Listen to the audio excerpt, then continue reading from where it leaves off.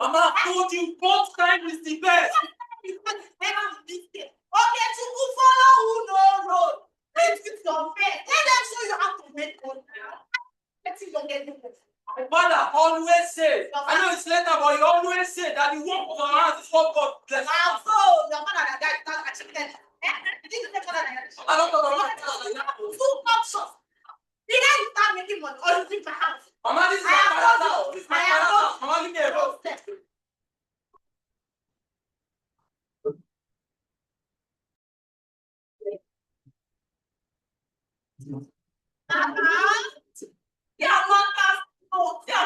To spend time.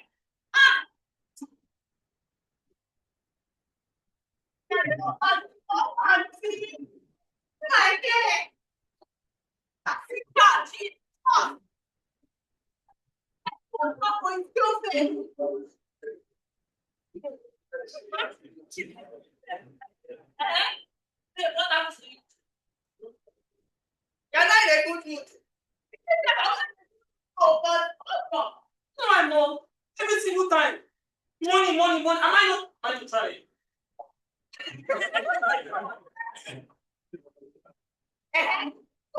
money said what? Said I should follow who no road. Thereby mean I should put my hand in what? So because your money said follow who no, right? Poverty is your goal. Plastic or poverty, this is their goal. See, 10 December, see my hair. 230 inches with no car, nothing. See, Amaka boyfriend, what I can. What you like here? Can it block? I don't need to block by people. Rome wasn't built today. See, there's one new roundabout there. There's no building. I'll track block. Don't get it, man. I don't get it. Man here. Yeah. But let me tell you something. It's very simple. I know somebody that is into forwarding and backwarding of money. Money laundering. Who will do it? And before you know it, you'll be driving in a Maserati. And if you're like, you're not your dead, believe that this is the best.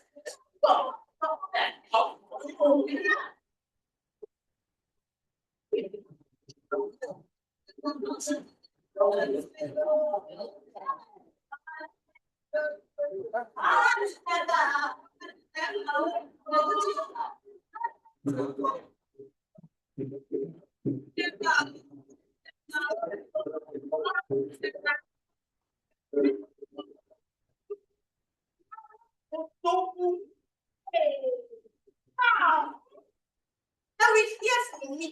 Mama fast, and that is very so. Oh, she owns the ball. Tell me now, my son is making money. You know, very soon my own chair will be large. Oh, two.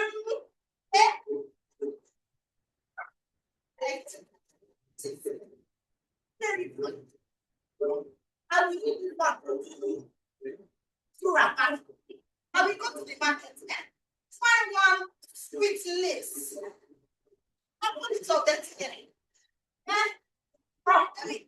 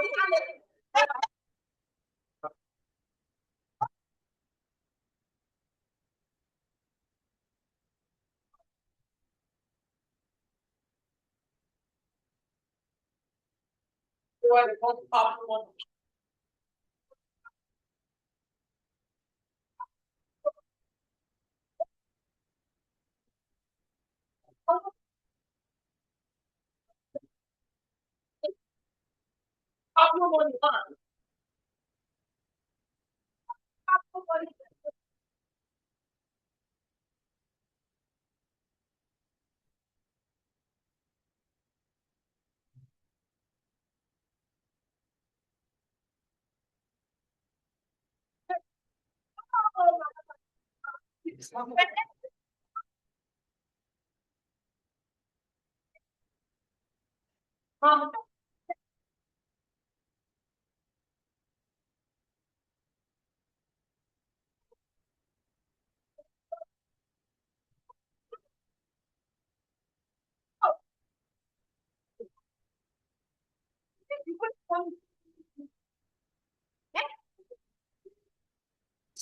your iPhone.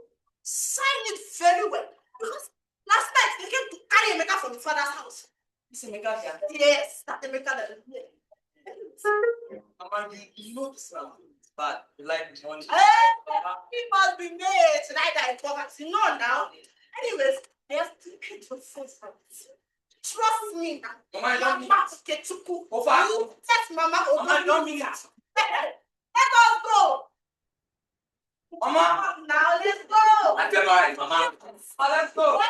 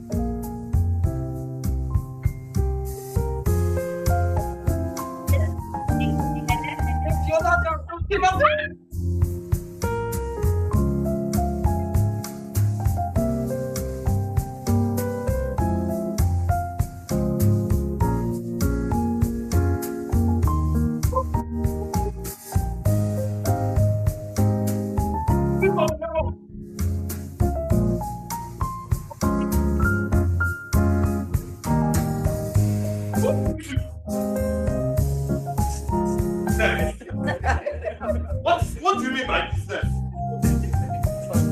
What kind of business are you into? Why are you looking like it? What do you want to do? You're into money laundering, okay? You have to oversee. What is it? Stop. Mama, you are the one pushing this boy towards it. What I can stop like? Let me tell you something. Eh? In this life, I'm now going into tech, learning skills.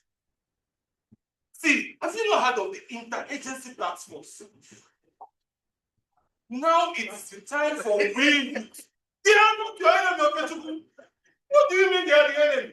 Now it's time for the youth night with the interagency task force to stand on integrity. Listen to me, leave your mother. It's time to stand on integrity. Learn skills. Be useful to yourself. What if you were killed? What if you were killed? You were this girl. See, integrity the way to go. Secure your future today. If behind the load, if you stand on integrity and I stand on integrity, the society here happens.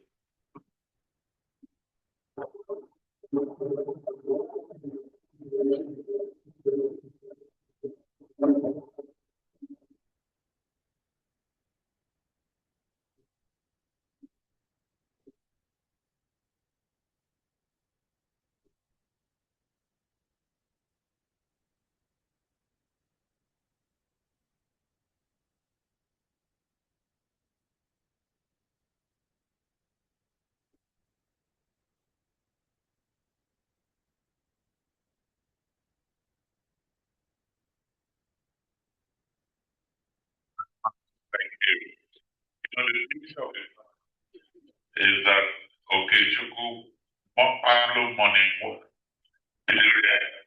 from people at EFCC officer?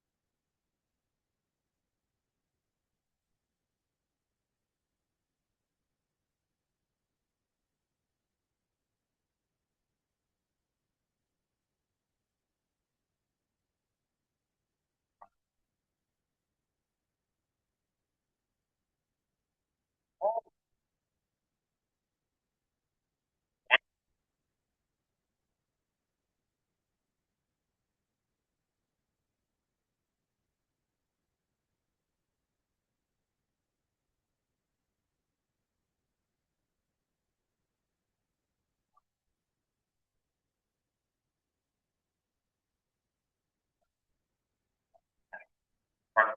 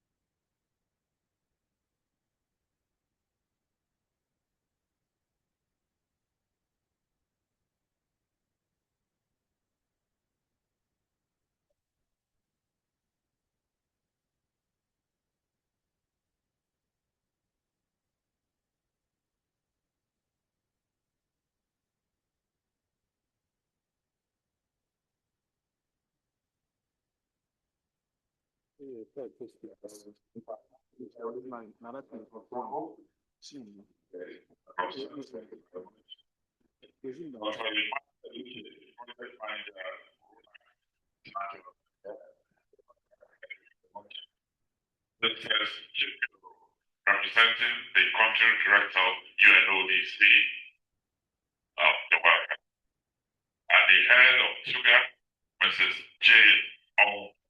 is also here. Welcome all of you who are of anti-corruption, but particularly in line with the theme of this year that is trying to recruit the youth in the fight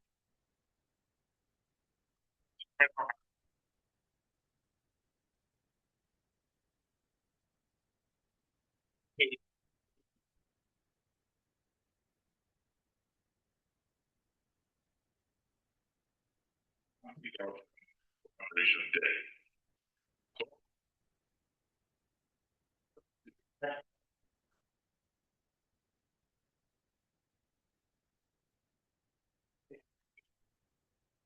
Undermines democratic institutions, slows economic development, and contributes to governmental instability.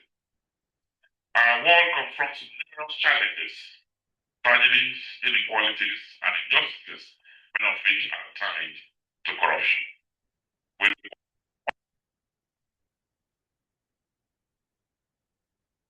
fighting corruption is vital.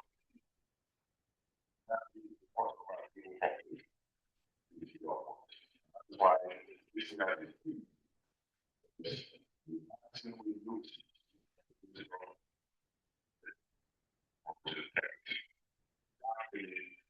is moral integrity soldiers. So I'd like to welcome all of you. But let me quickly welcome here the head of Tugar, Mrs. Jane Omen, who will be formally welcome all of us. My name is Eberio, and I'll be co-anchoring here with Mrs.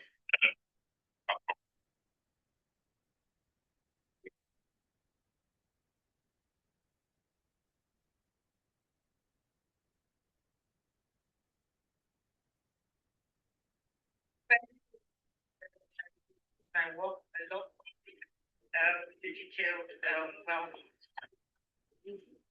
the Honorable Attorney General of the Federation and Minister of Justice, Prince Latif Fabimi, FAM, the Executive Secretary, Nigeria Extractive Industries Transparency Initiative, Honorable Musa Selekin Anna, the Honorable Chief Commissioner, Public Complaints Commission, Honorable Bashir Abubakar, CFR, the Director General, Bureau of Public Procurement, Dr. Adebawale Adelokun, the Director General, Bureau of Public Service Report, Dr. D.I. Arabi, the representative of the Chairman, Economic and Financial Crimes Commission, Mr. Harry Erin, the representatives of the Rule of Law and Anti-Corruption Program, Mr. Dr. Emmanuel, Miss Princess Chiferu of the UNODC, the youth analyst, distinguished ladies and gentlemen, good morning. I warmly welcome you to this high-level seminar as we commemorate the International Anti-Corruption Day 2025. As always, it is an honor and privilege to come together to share insights on building transparent and sustainable governance systems and reflecting on the progress made over the years in achieving our set goals. The 9th of December is designated by the United Nations to highlight the harms of corruption and reaffirm global commitment in fighting it. In recent times, it has become the practice for the theme of the International Anti-Corruption Day to span a 2-year period to ensure that reforms flowing therefrom are sustained. Therefore, the theme of this year's commemoration remains Uniting with Youth Against Corruption, Shaping Tomorrow's Integrity. Today's gathering is especially meaningful because it reflects a shared truth that tomorrow's integrity rests significantly in the hands of the youth. The theme, therefore, is not just a slogan, but a call to action and a reminder that young people are not only beneficiaries of good governance, they are co-architects of it. Corruption has affected lives and the economy negatively in many ways. One of such is the Japa wave, which has seen young Nigerians leave the country in droves in search of greener pastures. This syndrome has drained the country of resources and human capital. It has, in many situations, split the family unit, a critical foundation for anti-corruption efforts. In line with the theme of the day, we'll be learning from young people their perspective on the most impactful ways to curb corruption and ensure effective service delivery. We will be engaging secondary schools in a debate. We will be watching a dance drama, we have watched it, by members of the National Youth Service Corps, and listening to a spoken words presentation. Initiatives centered around sensitizing the youth from an early age on the concept of corruption and its effects makes positive impact. We believe that empowering the young generation with knowledge, skills, and opportunities is one of the most sustainable investments we can make in the fight against corruption. When young people are encouraged to participate in solving problems, engage with leaders on critical issues, and contribute towards their country's development, they become confident in the system. In addition to the theme of the day, there will be 2 panel sessions focusing on critical issues within the National Anti-Corruption Agenda.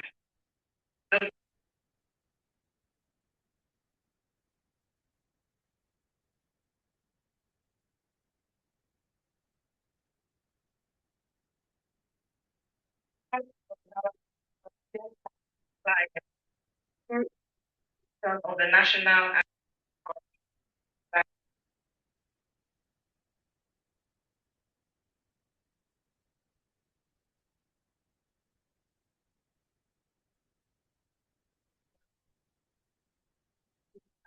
scheduled or accountable.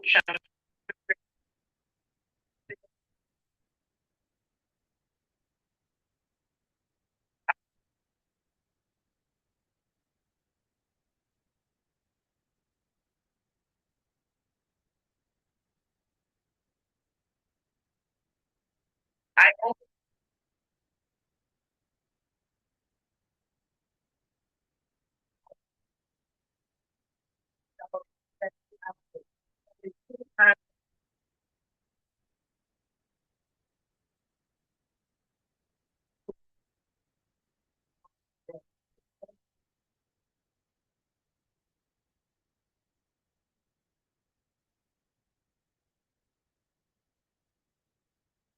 thank you.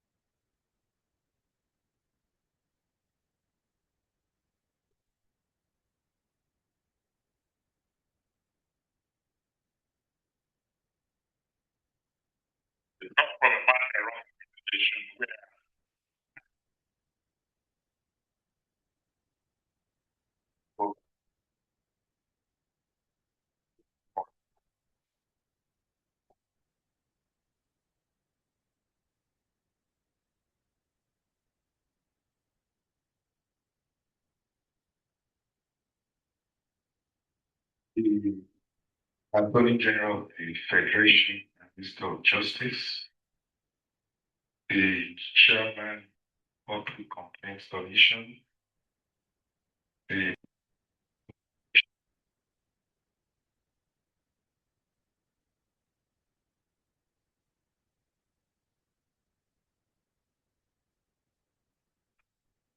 and also my colleague from EFCC. Permit me to just continue on the existing protocol. My goodwill message is very simple. If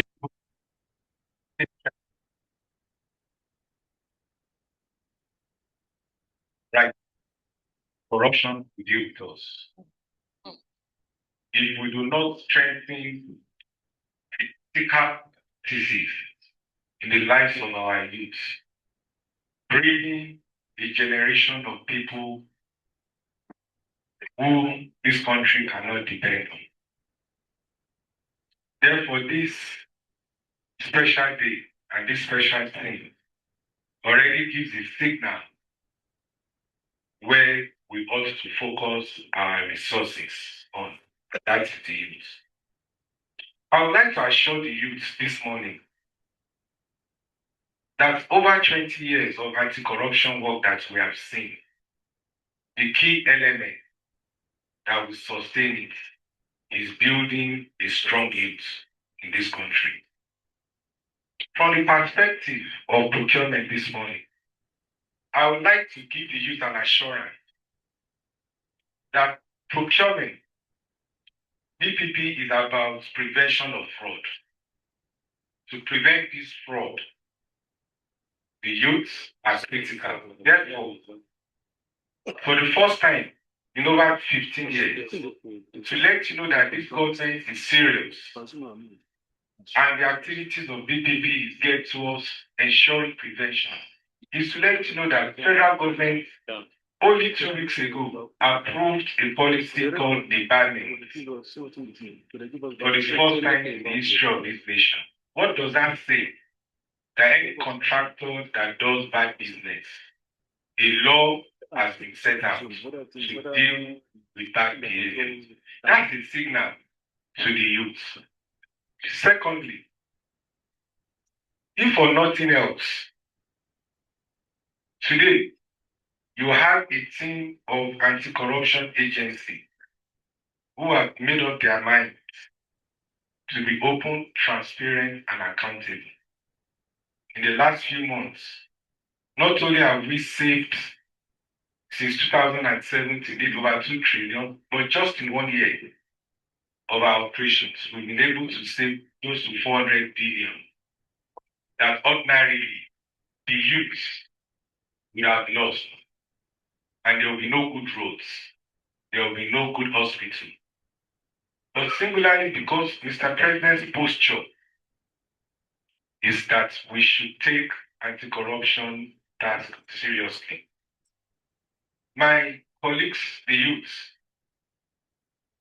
I want to assure you this morning that today's gathering is not an event. It is a statement that we are ready to work with you to promote good governance, for us to be accountable to you.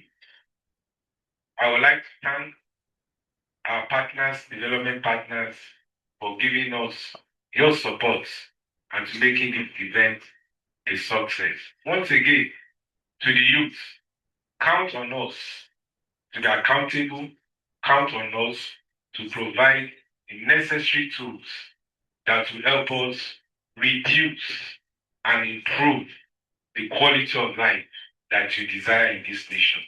Lastly, to further strengthen anti-corruption measures by the Bureau of Public Procurement is to let you know that we are going digital. We will institute electronic government procurement in the coming year. And this again will allow you to view, watch, and report all anti-corruption activities in public procurement. On this note, to our civil society partners, please count on us. Work with us. We will help this nation and we will help the government to deliver on its promises. Once again, I want to say a big thank you to you, and I wish us a successful deliberation. God bless.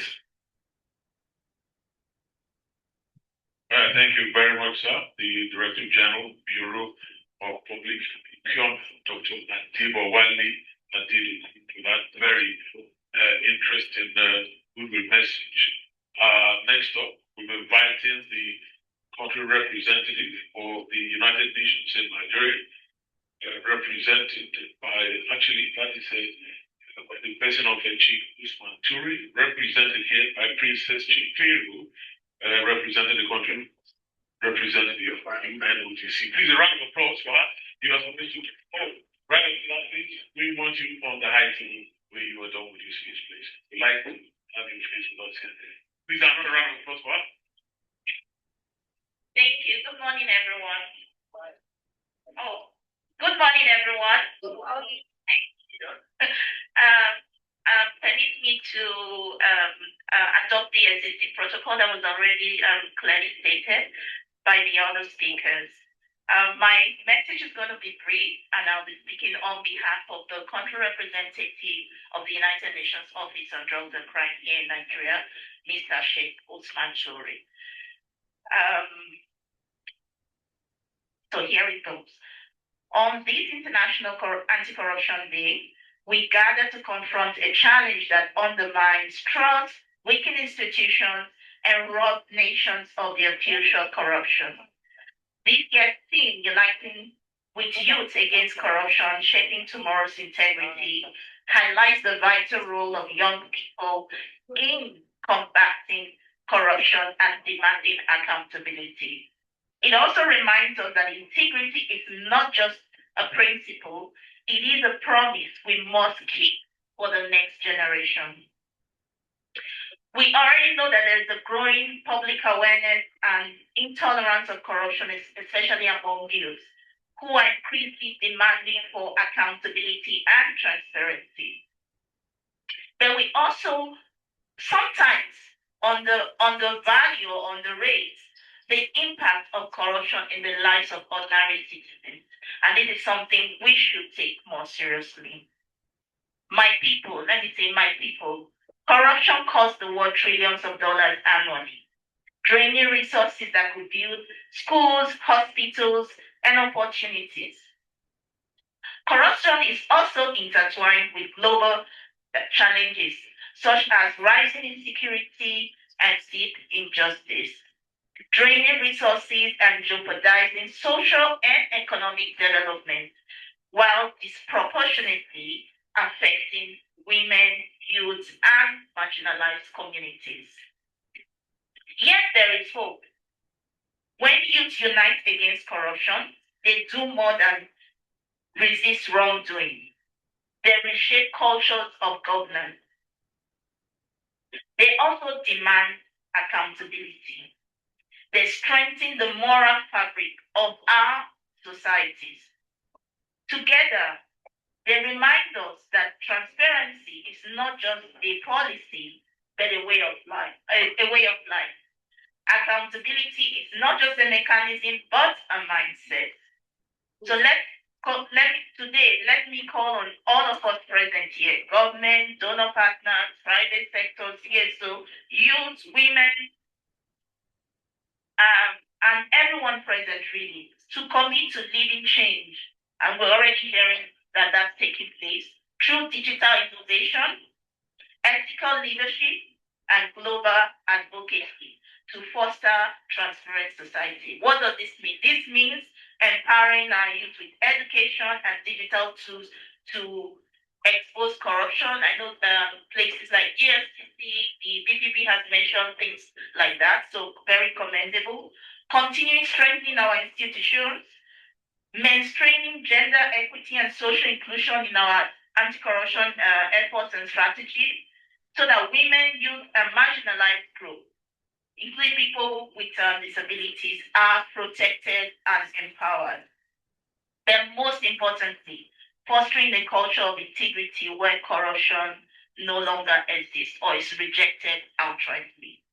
I will conclude by saying that corruption thrives in silence, Integrity thrives in unity. So let's raise our voices together, especially with the voice of youth, leading the way to ensure that the future we build for ourselves and our country is a fair, just, and free society. Thank you. I do apologize. I'm being pulled to another assignment, so apologies to the to the people on the high desk and to everyone. Please have a good and successful event. Thank you. I must take my. Is a round of applause for Princess Chifego, the country representative UNODC. We're talking about youth, leading with them.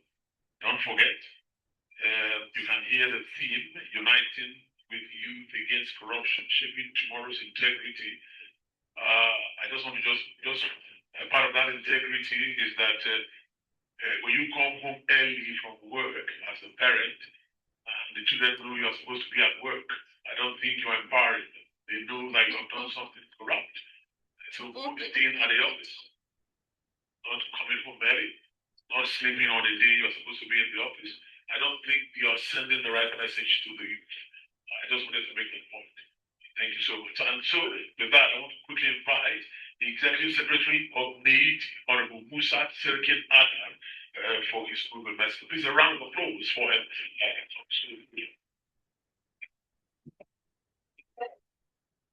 You're very welcome, sir. You have 3 minutes. Thank you. Good morning, everyone here. May I ask your indulgence to stand on the protocol committee established?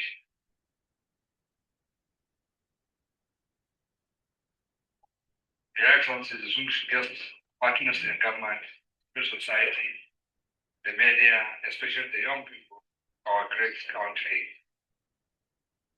I doubt whether we're all young here. I belong to the youth. And I belong to the youth, but I wonder why I was when it is a cup before I came here.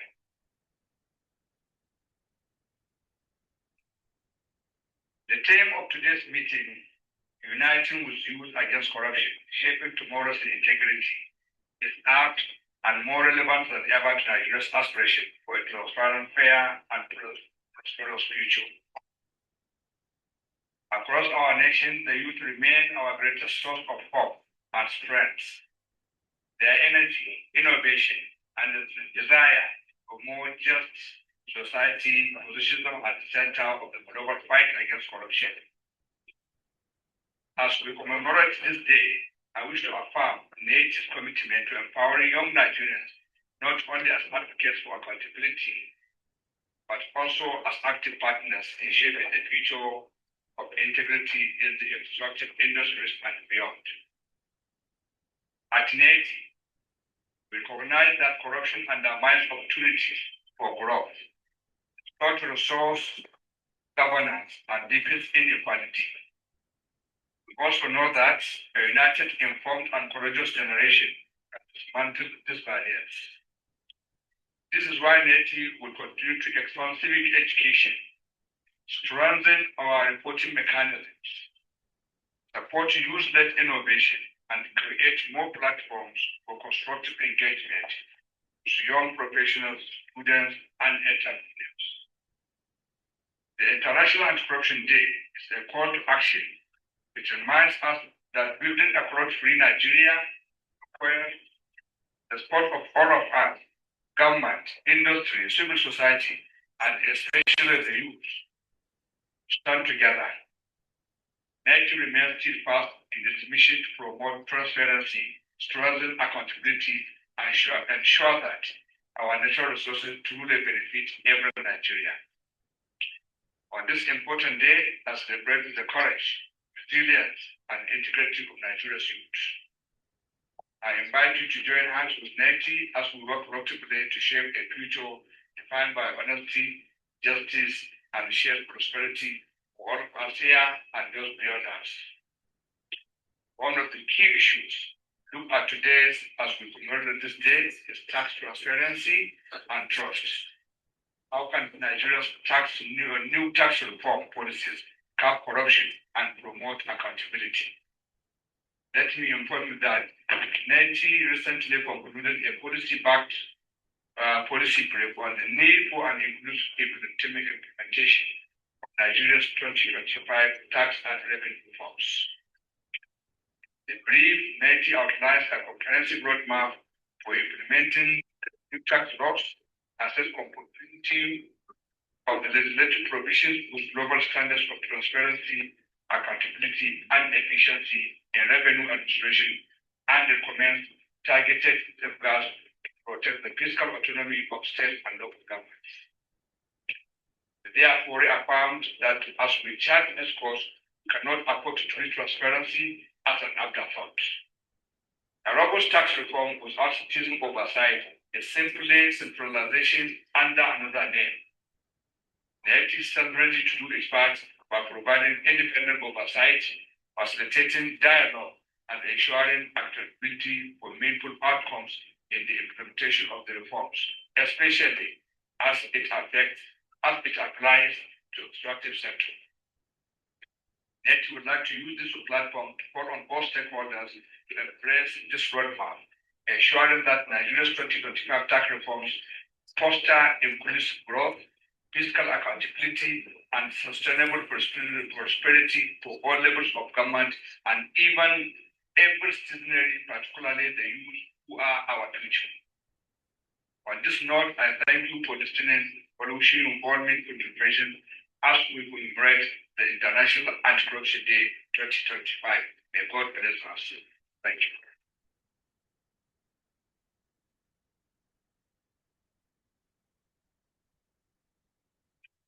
Thank you very much. It is my honor to also recognize the presence of the chairman, Independent Corrupt Practices Commission, and that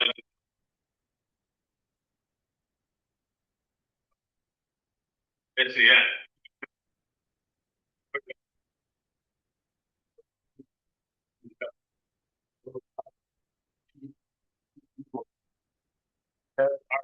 That is Mr. Victor Urako Esquire. You're very welcome, sir. We appreciate your presence.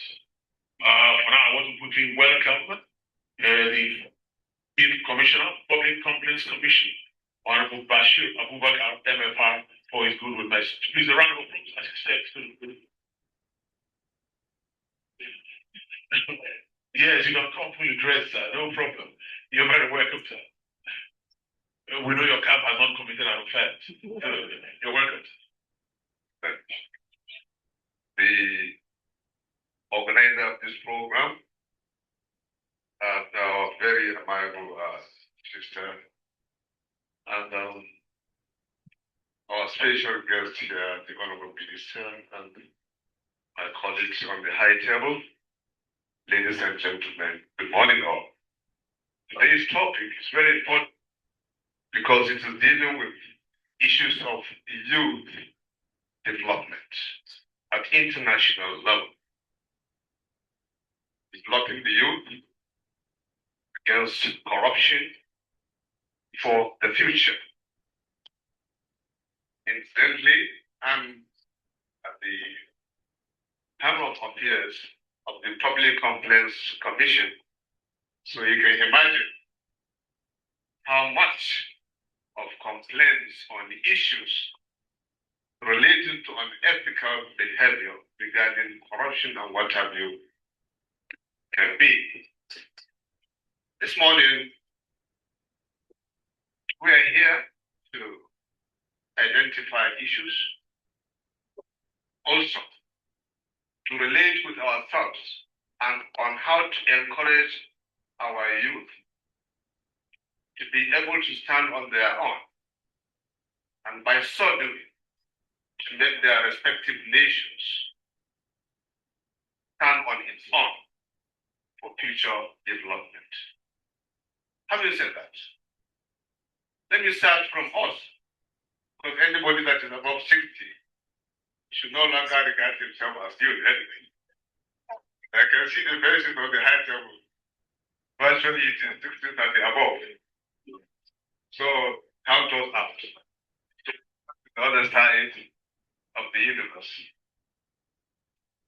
I believe the responsibility is multidimensional. One, within ourselves, the elders, our behavior, our character, and what have you. When you go, I just went through the highway now, and I discovered in Nigeria we have 70% youth, depending on the interpretation of the ages, but 70%, meaning that we organize on the high table, we belong to the 30%. And 30% is not even the D. Probably we could be in the D category or E category in terms of lighting. It means we have a lot to do. So our behavioral attitude must be seen to capture what we want our youth to develop with in terms of our personal efforts in life generally, wherever you find yourself. I had the opportunity to be on a program, 7 a.m. program, 2 days ago, precisely on Sunday, 7 a.m., related to issue of youth empowerment and issue of discipline. And I cited example with one of the saying of Martin Luther King, where he's talking about dealing with issues based on individual character, not on the basis of color of skin. If both the elders and the youth can put hands together and join issues and treat unethical behavior or attitude within ourselves, not minding where the person comes from, what religion he belongs to, what section of the country, what the world he belongs to, that will go a long way. Similarly, when we are talking about policy making, very, very encouraging under this administration, we are having a lot of youth coming on board, and we are very happy with that. While we do that, we make sure in PCC we combine our own attitude with the attitude or rather behavior of others to see that the needful is done. Right now, it's the different PCC, Public Complaints Commission, because the number of cases we are receiving is more from the youth. Under the democratic dispensation, when you look at different supported groups, that's the Democratic Party support groups, you will discover virtually all of them are youth. I belong to the two lives. One, I was formerly working for 33 years under the paramilitary. Secondly, I'm now a politician. And so I have the two lives all together. Now, when you look at the attitude of politicians today, when at any given time, the youth, instead of being encouraged to be self-reliant, we are dealing with issues based on personal interest. Politicians deal with youth on personal interest. I believe when we change the narrative, our youth can go a long way. Lastly, the few among the youth that have the opportunity to serve their respective communities, to serve their respective nations, their behavior or their attitude regarding their performance ability on that assignment will go a long way in encouraging their colleagues. So the theme of this year's program is very apt. And I believe, I can assure you, the Public Complaints Commission is there 24/7 to see how much they can contribute, how much we can contribute in order to serve our encouraging youth, not only in Nigeria, but all over the globe. With this, I would like to seize this opportunity to appreciate the organizers of this program and also to assure you that we are going to page with you 24/7 to ensure the success of anti-corruption crusade, not only in Nigeria, but globally. Thank you so much. Thank you, sir. I love that. It said that when we change the narrative, the youth, we have the right direction. And I'll go there. So for now, it's my pleasure to welcome Dr. D.I. Arabi, Director General, Bureau of Public Service Reforms, for his contribution message. Please applause for him as he steps forward. You're very welcome, sir. Members of the responsibility table, distinguished ladies and gentlemen, members of the press and media, ladies and gentlemen, good morning.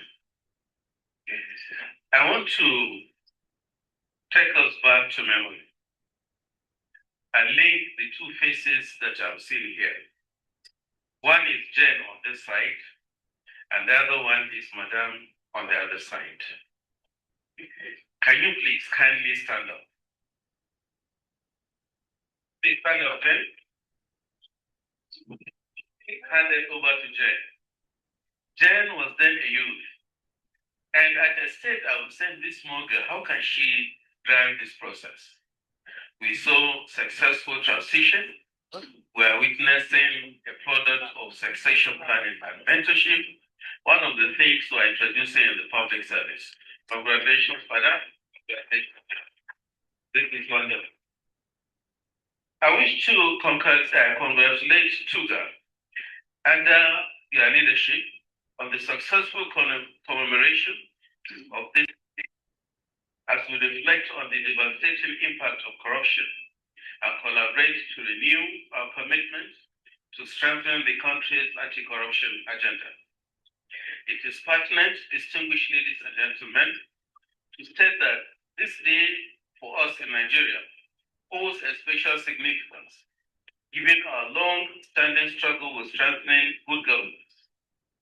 This year's theme, Uniting with Youth Against Corruption, Shaping Tomorrow's Integrity, is not only timely, it is urgent, as Nigeria's youth constitute our greatest asset, and empowering them to stand against corruption is imperative to our nation's building and development.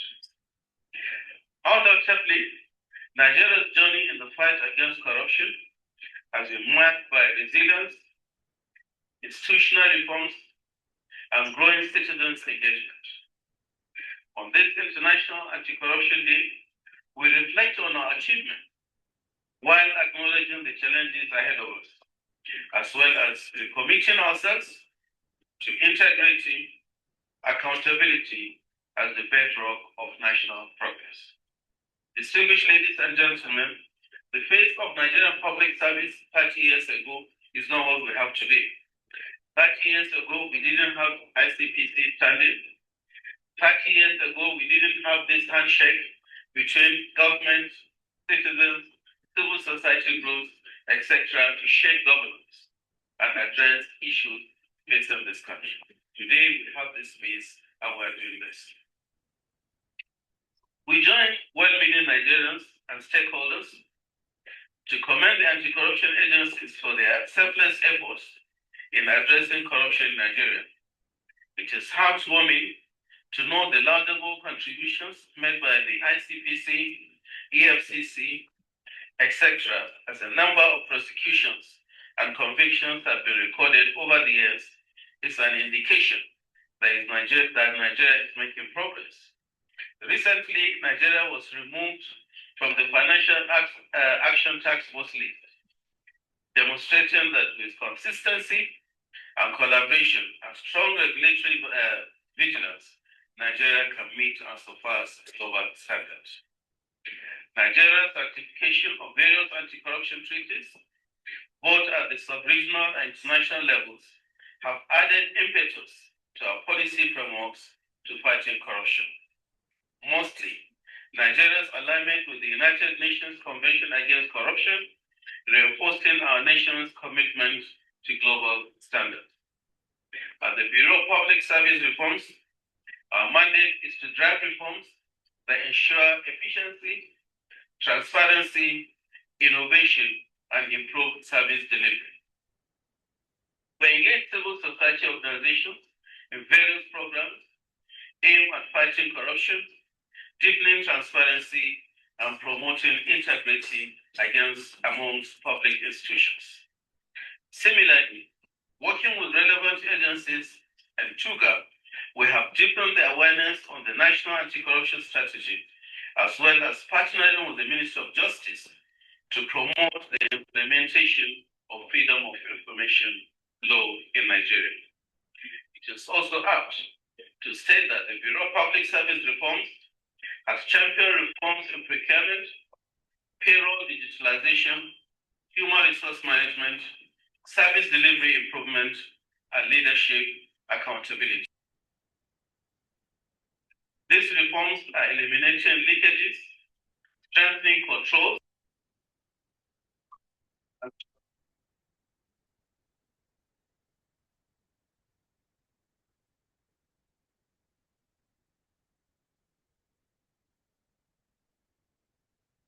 society organizations engaged in Nigeria for the youth. Young Nigerians today are energetic, technologically savvy, innovative, and incredibly influential, reshaping narratives in businesses, governance, creativity, technology, civil activism. We must engage strategically with this group of Nigerians to make sure that we tap their potentials in not only fighting corruption, but improving the quality of life of the common man on the street. Challenges persist despite these strides, undermining trust in institutions and slowing governmental activities across the sectors. We should, however, remain steadfast to strengthen accountability and continuously build a culture of integrity and transparency.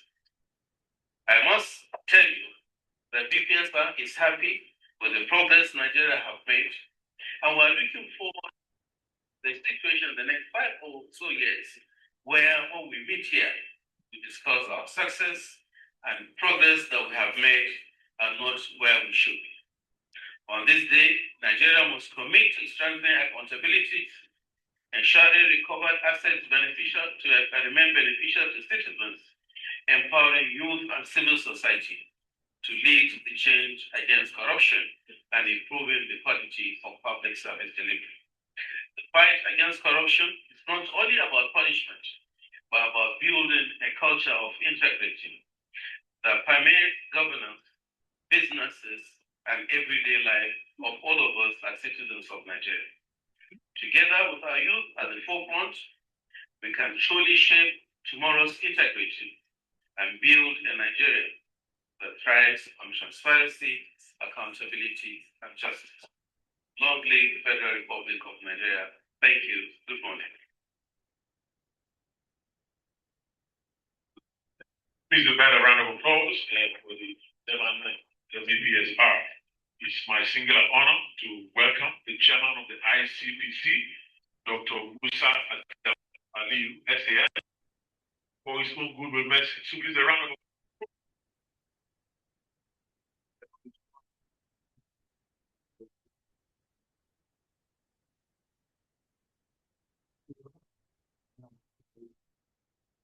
Minister of Justice, Prince Najib, Olasukami Pabemi Yaseyan, all the leaders on the high table, ladies and gentlemen. It is a great honor to join you today as we commemorate the 2025 International Corruption Day, an occasion that brings all together in reflection, vigilance, and renewed commitment and fight against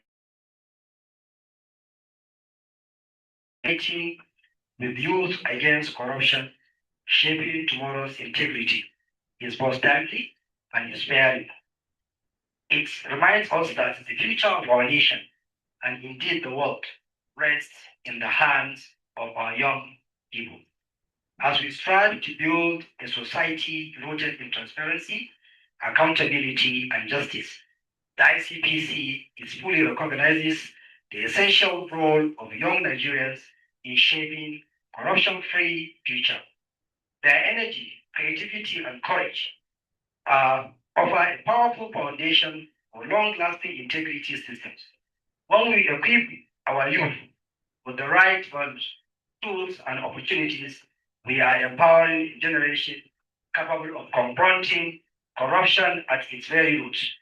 The Independent Corrupt Practice and Other Related Offences Commission, ICPC, in carrying its tripartite mandate of enforcement, prevention, and public education, continues to prioritize youth-focused initiatives. Today, I affirm our commitment to strengthening anti-corruption education, enhancing digital reporting mechanisms, expanding campus integrity clubs, and deepening community partnerships that nurture ethical leadership. Our goal is to create platforms where young voices do not only participate, but lead. It is important to highlight that the Commission has already made significant strides in engaging the youth through NYC anti-corruption lectures in all NYC camps, NYC/ICPC community development activities, anti-corruption clubs in schools.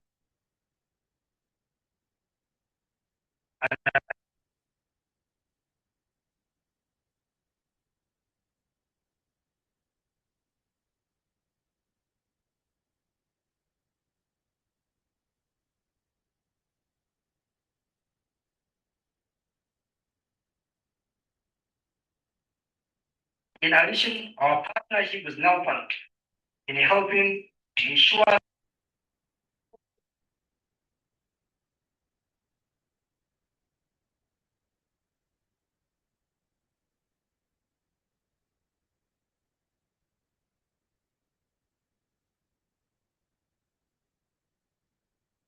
and public of the meaning and implications of the recent Supreme Court decision using targeted electoral programs such as joint national local government accountability framework workshops and the Accountability and Corruption Prevention Program for Local Government, ACPPLG.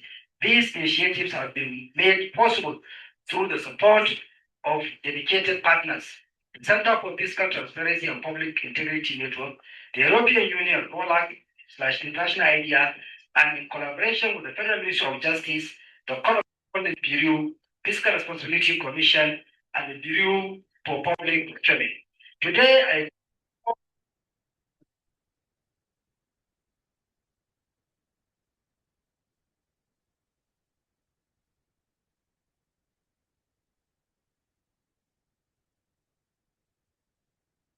are doing, but integrity strengthens them. Together, let us build a future where honesty is honored, accountability is the norm, and corruption has no same place to hide. To our partners in government, civil society, the private sector, and the international community, we deeply appreciate your continued collaboration. The fight against corruption is shared responsibility, and together we shall prevail. As we mark this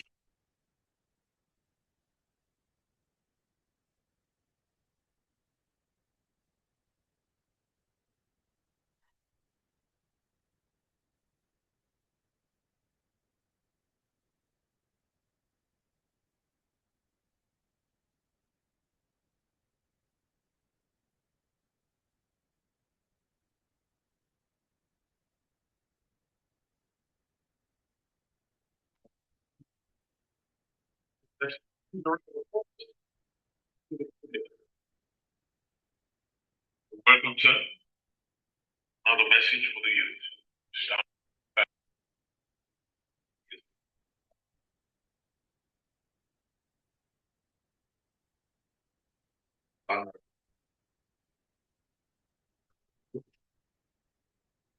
Benedictio Press Latif Fawebe.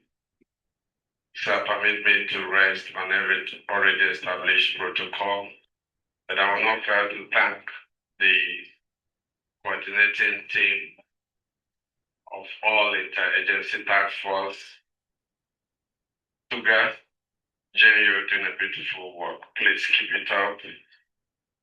There's no better way to speak about what youth can do than what you're doing.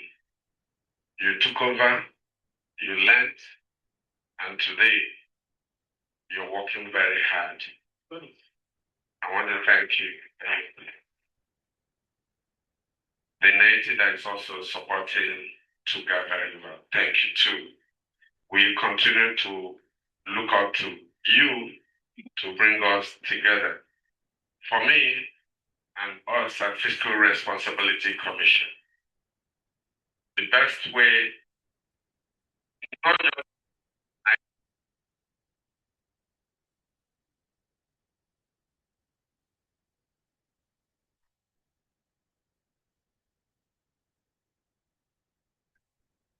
information, we collaborate together, the more we reduce the cost of fighting corruption and we'll achieve more.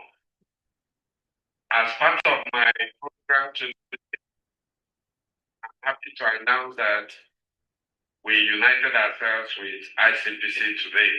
We formally signed an MOU with ICPC.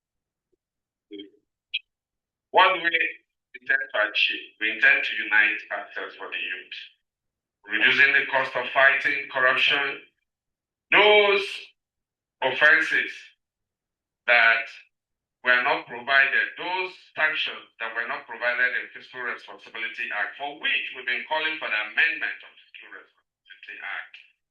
We can now, even on phone call, request ICPC chairman and his team to take over from where we are now handicapped. For us, that's the best way to unite intelligence.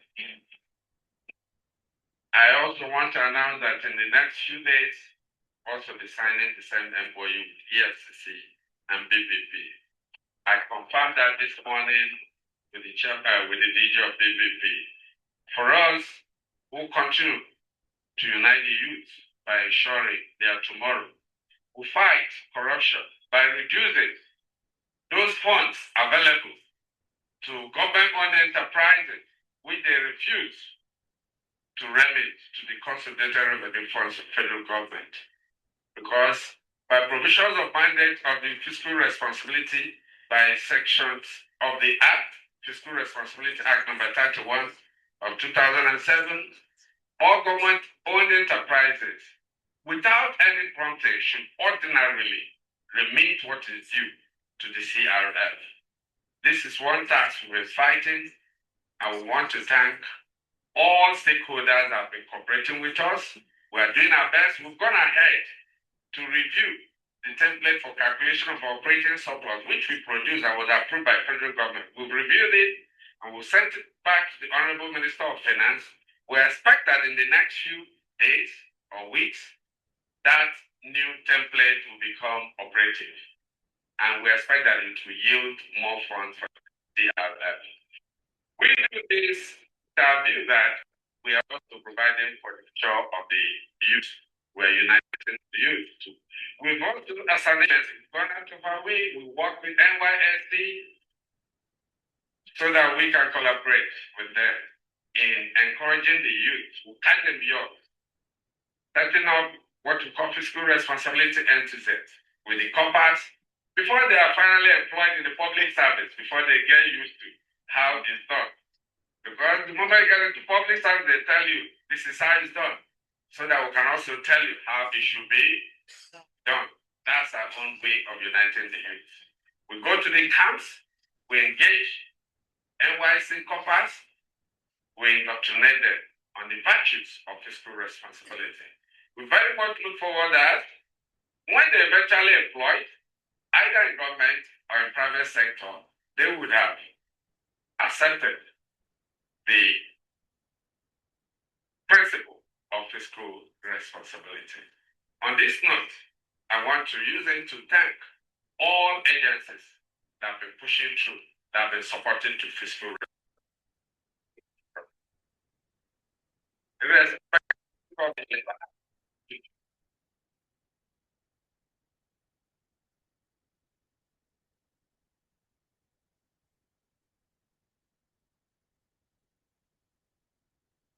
forward in a corruption-free Nigeria. Thank you. Then a round of applause for him. Thank you so very much, sir. Now, it is my honor to invite the project manager, Roland, Dr. Emmanuel Gucci, for his good message. Please, a round of applause for him as he steps forward to the podium for his 3 minutes to speak to us. This will understand it as well. Welcome, sir.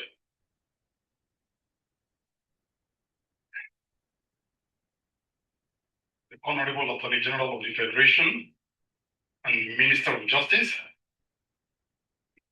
Prince Lateef Olasukanmi Fabemi, and the able team of our interagency task team here on the high table.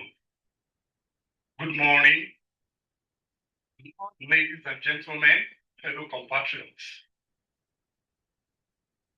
We have been receiving the speeches as though we are here to repeat an annual tradition. I sincerely think today should actually be one day of celebration for us because things are looking up. And I say this with every sense of purpose. Frantz Fanon did say that every generation out of relative obscurity must discover its own mission, fulfill it or betray it. Today, we are saying uniting with the youth against corruption. Who is uniting with the youth? Definitely in a country like Nigeria, we are saying that the government unite with the youth against corruption. And I want to tell you that this is already a done deal. And I want us here to please, this is quite unlike me. And many of you who know me when I make speeches will know that this is quite unlike me. This morning, I want us to please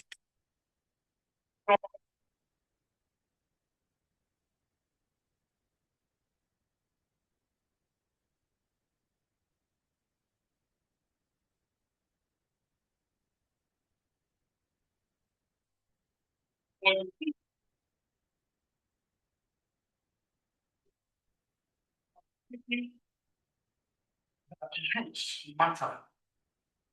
As youths, our biggest pride and edge to level with the rest of the world is ICT. And you can't thrive as an ICT person. You cannot even subscribe using your card for services overseas.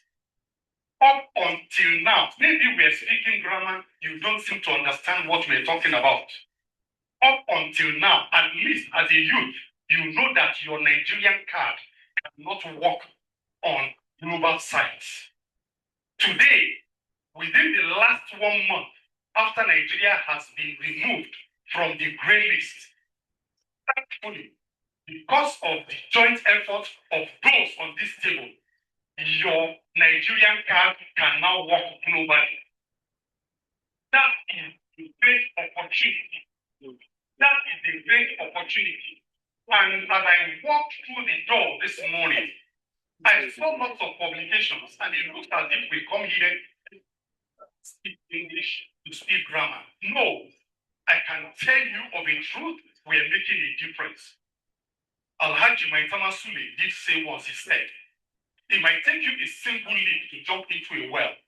It will definitely take you technology and several efforts to come out from that pit. You don't jump out as you jump in. Nigeria jumped into the pit of corruption. Coming out is not going to be easy. You cannot talk of uniting with the youth. Agencies are themselves not united. And I can tell you, under the auspices of Tugar that is celebrated today, this country has never known interagency cooperation like they have known it in the last 1-2 years. And as I walked through the door this morning, I saw some publications. Two of them struck me. One says energy of synergy. It talks of the 2 plus 2 that becomes 8 instead of 4. Energy of synergy among the anti-corruption agencies. The second one talks of harvest of recoveries. Oh my goodness. I can tell you, I joined the anti-corruption fight as the National Coordinator of Transparency International and later on as the coordinator of European Union anti-corruption work to see that even our prosecutors were being walked out of court for lack of due diligence. But because of the effort and partnership to today, we can boast of recoveries that go back to empowering the youth of Nigeria. I think these are looking up. These are looking up. It may be incremental, but I want you to tell your brothers who have Japa that you will soon return home. Because things are looking up. Congratulations to all of us. More efforts to our elbow, and we will surely get there. Thank you very much. Dr. Emmanuel Mushire, very passionate about anti-corruption in Nigeria. Thank you. Thank you. And a demonstration of who he is. I know you just saw that. Okay, I'll leave that one on top. But for now, I like to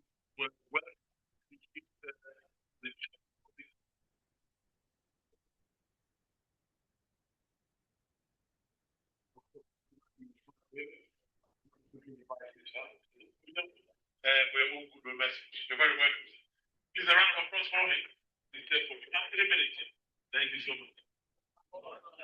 Hello, good morning. Distinguished guests, the of the Federation has been served justice. The resolution of the chairman of the EFCC, the Director General of the Group of Public Service Reform, and other important dignitaries. I'm not going to say much here, and of course, our participants here and our youth and the citizens of Nigeria. This is just to tell you that we in the anti-corruption agencies in Nigeria, we are working together to make sure that Nigeria is corruption-free. As you know, the Code of Conduct Bureau is an organization of government, it's an institution that is charged with responsibility for making sure that all public servants adhere to the highest standard of ethics. And in line with that, we are doing a lot to make sure that this country is rid of corruption. And you mentioned something about the digital age. What we are doing at CCB now is very, very important to make sure that we are in line with that idea. Recently, we launched an online platform where all public servants can go and look at the course that we have, learn the course, and then be informed about the code of conduct. Apart from that, we are also developing an online asset declaration system where public servants can go and declare their asset online, and then we'll be able to verify it. This is all in line with the direction of this government, heavily chaired by the Honorable Attorney General of the Federation, to make sure that we rid this country of corruption. Thank you very much. I will not take much of your time. Thank you very much.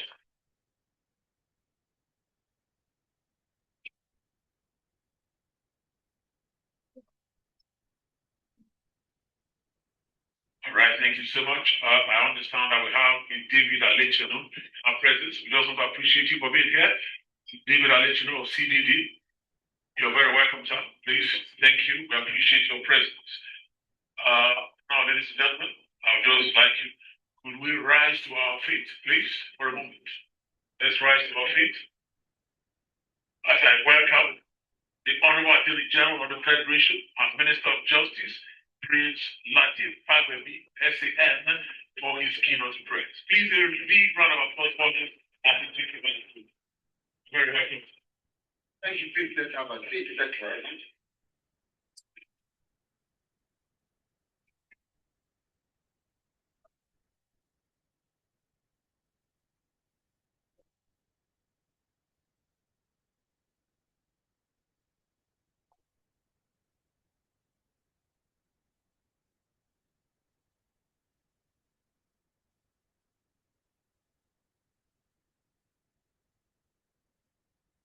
Very, very difficult to establish any protocol. But don't ask me if I used to cheat when I was in secondary school. Certainly not. I was not used to rapping. But I always prefer on occasions like this that we have somebody who come before me and establish protocols that I can, just say I leverage an existing protocol. And I'm happy about 5 or 6 people have spoken before me. I thank you for the protocol that you've been so admirably established. So I appreciate all the heads of critical agencies here present, the head of Tugar, and the secretary of the AIIT, and my darling sister. I want to recognize you, then Rolac, Idea, Peer Union, then my fellow youth also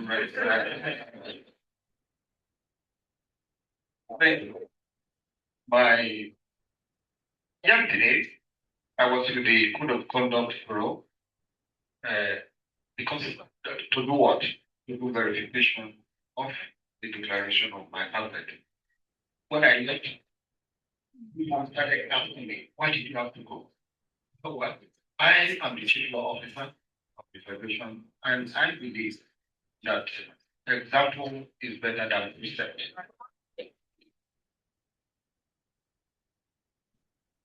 It's not that convenient.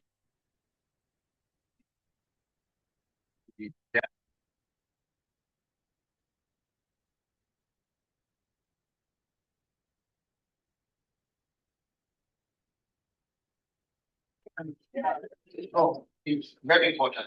Look, I was don't say I'm a storyteller. Let me just share this again.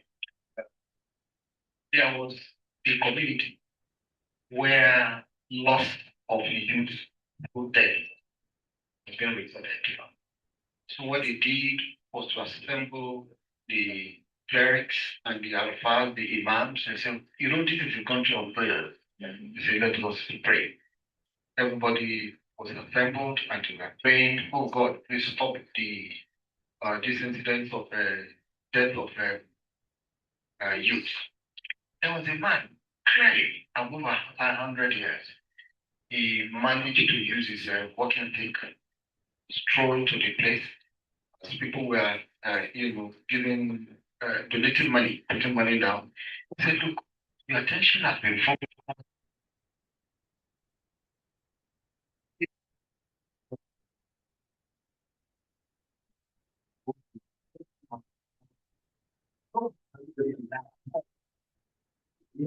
We're talking about this, but please, our older people should also take note because we need to mentor, we need to guide, we need to lead by example. So it is therefore profound honor to address you today as we gather to mark the United Nations International Anti-Corruption Day. This occasion underscores the global urgency for the fight against corruption and also highlights the pivotal role our vibrant youth must play in shaping a more transparent and accountable society. Established by the United Nations General Assembly, this day challenges us to confront the far-reaching consequences of corruption, assess the patterns that sustain it, and renew our collective commitment to building systems rooted in integrity and justice. Distinguished ladies and gentlemen, locally, the interagency team, IATT, comprised of agencies with anti-corruption and accountability mandates, and the Secretariat, a technical union on governance and anti-corruption reforms, otherwise known as Tugar.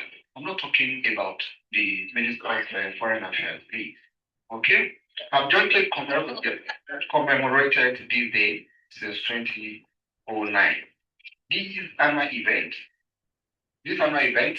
provide a platform for awareness, creation, and public engagement as government agencies present their scorecards in the fight against corruption.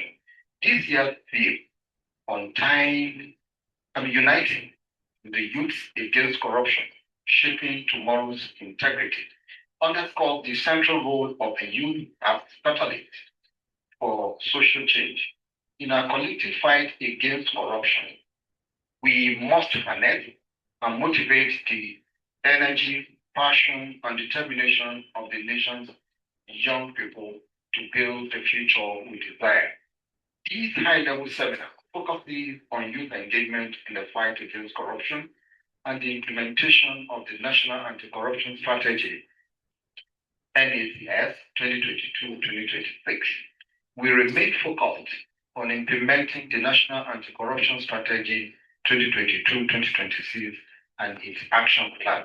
As we reflect on our collective fight against corruption, it is important to highlight the central role of young Nigerians. They are the carriers of our nation's aspirations, the custodians of our democratic future, and the most critical partner in building a corruption-free society.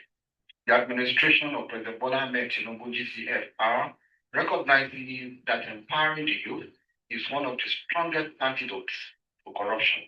A hopeful youth is harder to corrupt, an engaged youth is harder to mislead, and an empowered youth is a powerful force for national transformation. Permit me, distinguished ladies and gentlemen, to highlight some of the key initiatives championed by the administration of Bola Ahmed Tinubu GCFR to support our young people and strengthen our capacity to reject, resist, and rise above corruption. 1. Expanding opportunity in digital economy. In the digital economy, the administration has placed youth at the heart of its digital economy strategy. Through landmark programs such as the 3 Million Technical Talents Program, millions of young Nigerians are being trained in digital, ICT, and innovation skills that are essential in today's global economy. The Nigerian Youth Academy leader that was launched earlier this year further underscores the President's commitment to ensuring that our youth not only participate in the digital revolution, but also lead it. These investments reduce vulnerability to corrupt dependency by equipping youth with sustainable competitive skills. 2. Strengthening access to education and opportunity. Education is undoubtedly one of the strongest tools against corruption. When young people are informed, skilled, and empowered, they are less susceptible to manipulation. This government has established the Nigerian Education Loan Fund, ensuring that financial hardship does not deprive any young Nigerian of tertiary or vocational education. Thousands are already benefiting, and even more will benefit as the scheme continues to expand. This is not just educational support, it's a strategic investment in integrity, capacity, and national stability. 3. Supporting youth entrepreneurship and creativity. President Bola Ahmed Tinubu's administration recognizes that a prosperous youth population is less likely to be enticed by corrupt circles. That is why the government continues to strengthen entrepreneurship support programs such as the Nigerian Youth Investment Fund and the Digital and Creative Enterprises Program. Through these initiatives, young Nigerians are receiving funding, training, and mentorship to build thriving enterprises in tech, agriculture, entertainment, design, and other sectors. Additional business loans and grants are enabling thousands of young entrepreneurs to turn ideas into viable livelihoods. 4. Inclusion of youth in governance and policy development. The administration has taken deliberate steps to ensure that the voices of young Nigerians are not just peripheral, but central in governance. This commitment is reflected in the unprecedented number of young people appointed into key public offices, as well as the expansion of civic engagement platforms that institutionalize youth participation in policy making and national development. Young Nigerians are no longer passive observers. They are active contributors to national decision making. Because as good students of history, we are aware that the youth have always been at the forefront of transformative movements. Nigerian youth, in particular, are trailblazers, dynamic, intelligent, passionate, and overflowing with innovative ideas. Clap for yourself. The youth.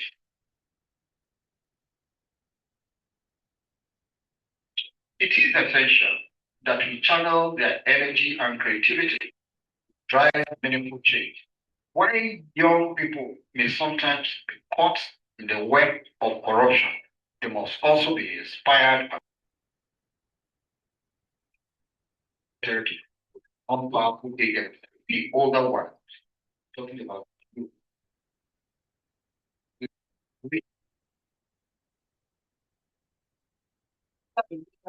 Of this must lead by example.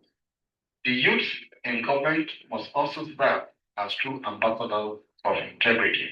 Distinguished ladies and gentlemen, to rally young people into the anti-corruption movement, we must foster a culture of integrity, integrating anti-corruption values into schools, promoting national values centered on transparency and accountability, establishing anti-corruption clubs and mentorship programs, encouraging youth participation in governance, and leveraging ICT tools to boost transparency, whistleblowing, and public awareness. To build their confidence in ongoing effort, we must continue to strengthen anti-corruption institutions and ensure that they have the policies and resources needed to carry out their mandate effectively. The current exit of Nigeria from the FATF, Financial Task Force Grid, is clear evidence of how this administration is committed to fighting corruption and how regulatory and financial institutions can sustain vigilance or financial integrity and global confidence. Don't forget, just about 1.5 years ago, the administration under President Bola Ahmed Tinubu resisted the temptation to settle and compromise what has now, saved us a whopping sum of $11 billion in P&ID seconds. That's right. As we reflect on this year's theme, I call on public institutions, the private sector, civil society organizations, business entities, and our country's youth to cooperate and demonstrate commitment to fostering a culture of accountability and transparency in order to mitigate corruption locally and globally.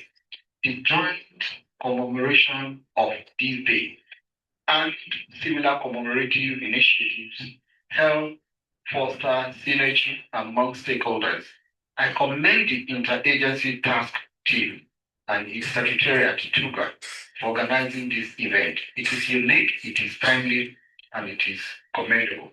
My appreciation also goes to our development partners, the European Union, the Ideal Rule of Law and Anti-Corruption Rollout Program, UNODC, the MacArthur Foundation, and the Center for Democracy and Development, CDD, for their consistent support. I assure you of my ministry commitment to continue to work fervently with all stakeholders to halt corruption. I urge all stakeholders to participate actively in the technical sessions and exchange robust ideas that will strengthen the fight against corruption in Nigeria and beyond. The journey ahead will not be easy, and you can hardly expect it to be easy, because the fight against corruption is long and complex, requiring unwavering commitment. But it is a fight worth fighting, not only for ourselves, but for the generations to come.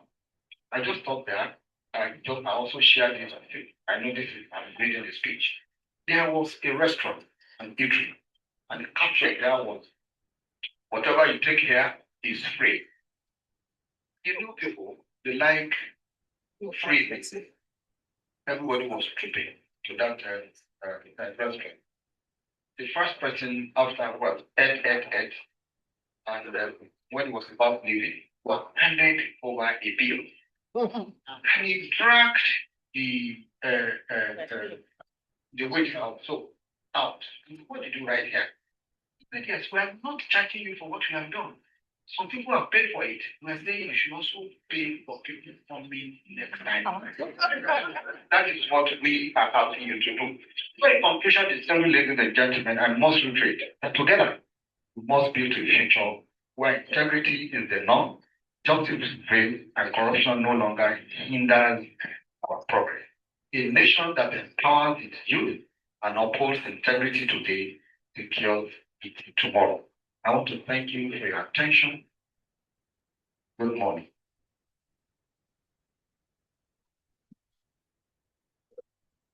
Please rise your feet. A big round of applause for the General Minister of Justice. In Parliament. Yes, sir. All right, sir.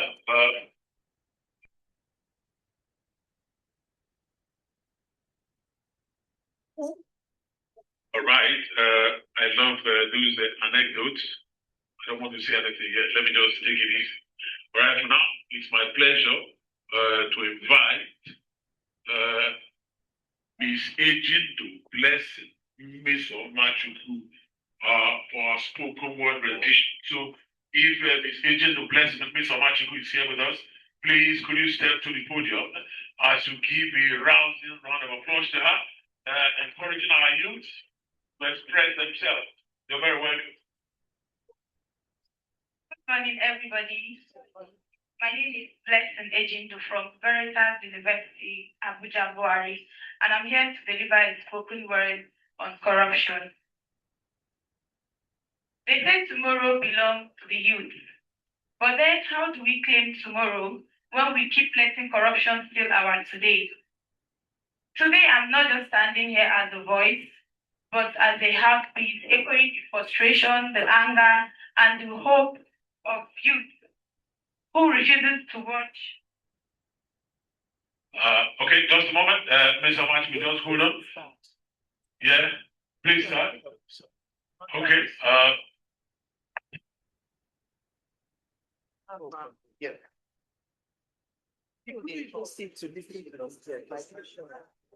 Yes, sir. We would just like the members of the high table to take a photograph with the Attorney General before he leaves. So please, sir, we can just photographers. We need to immortalize this moment. There's a need for us to immortalize this moment. Blessing, just pardon us, Bill. Yes.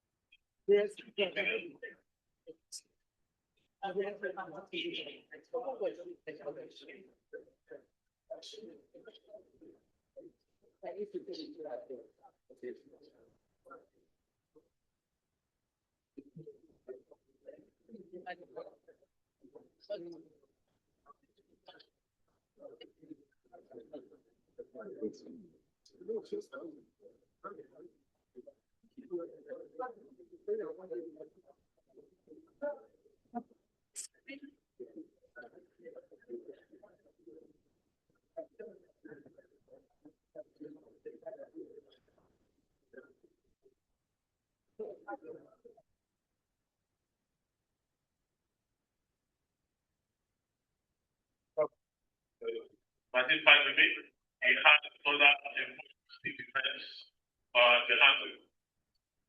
Yeah, please, sir. If you can come back to our seat. We can come back to our seats. We can come back to our seats, please. As I welcome once again Miss Blessing Agent to Miss Omachuku to the podium for our spoken word. Blessing, please. The microphone is yours. Thank you so much.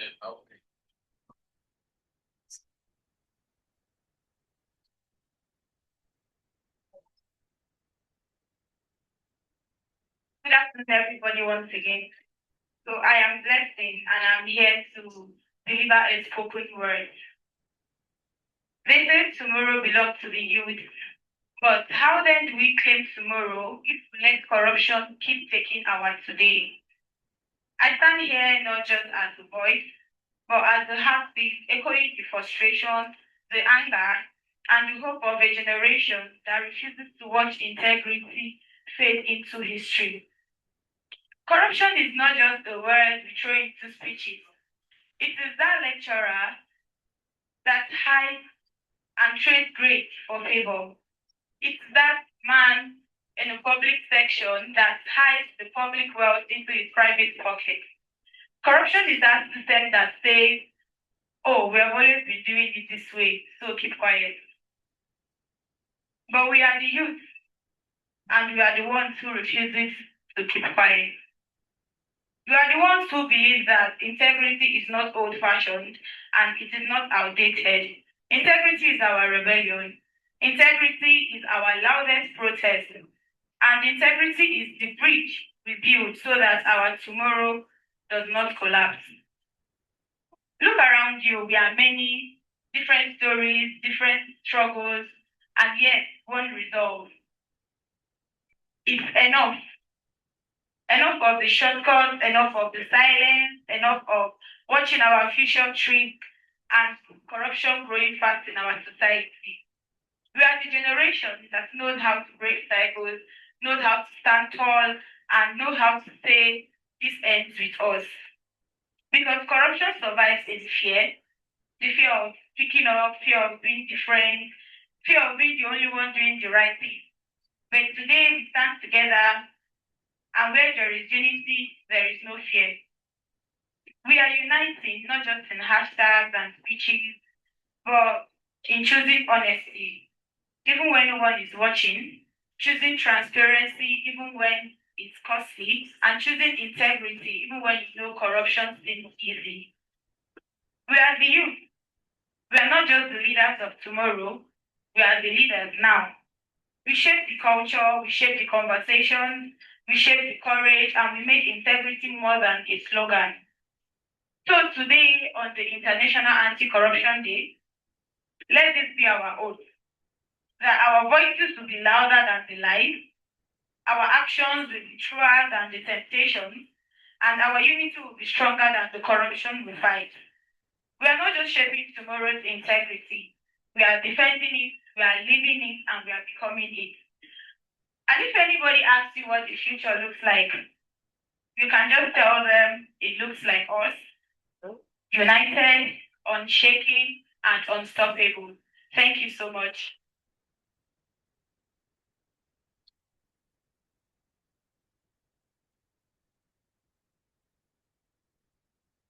Please, another round of applause for her. Poet by you. I can add to that. That corruption is when you leave your job, you leave your desk to rush quickly to church to go and pray, it's corruption. When you go to mosque on Friday and the work has ended, you go home. I believe that these are some of the things we need to be selling to our youth. You know, like one of our bosses here was pointing at the officers who have made Nigeria to live a least. Too much money being saved. We think about money all the time. It's good. But I tell you, if we don't capture the mind of the youth with the little things we do, it's going to be a problem. When you have your children in the car, you run the red light. You drive against traffic, and you do all these things. You are corrupting the next generation. I don't think that is fair. So please, in everything we do, in doing your job on your desk, I did the research because I used to leave my work to go to church many years ago until I discovered that doing my job diligently is service to God. When I'm on my desk doing my job and there's prayer going on, or it's a Sunday or a Friday, I'm serving God because He gave me the job and He knows that I'm serving Him. So I believe that if we incorporate all these things, what our guys are saying, we'll have a corruption-free society. So once again, blessed. I want to thank you so much. God bless you. For now,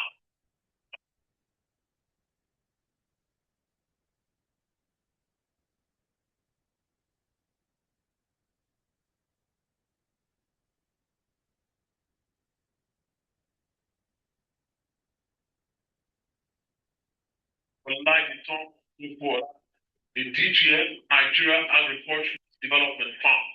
If she's here, please, a round of applause for her. Please, Tom, will be great.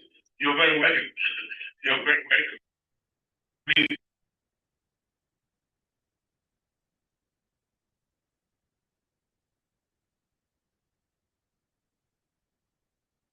Please come.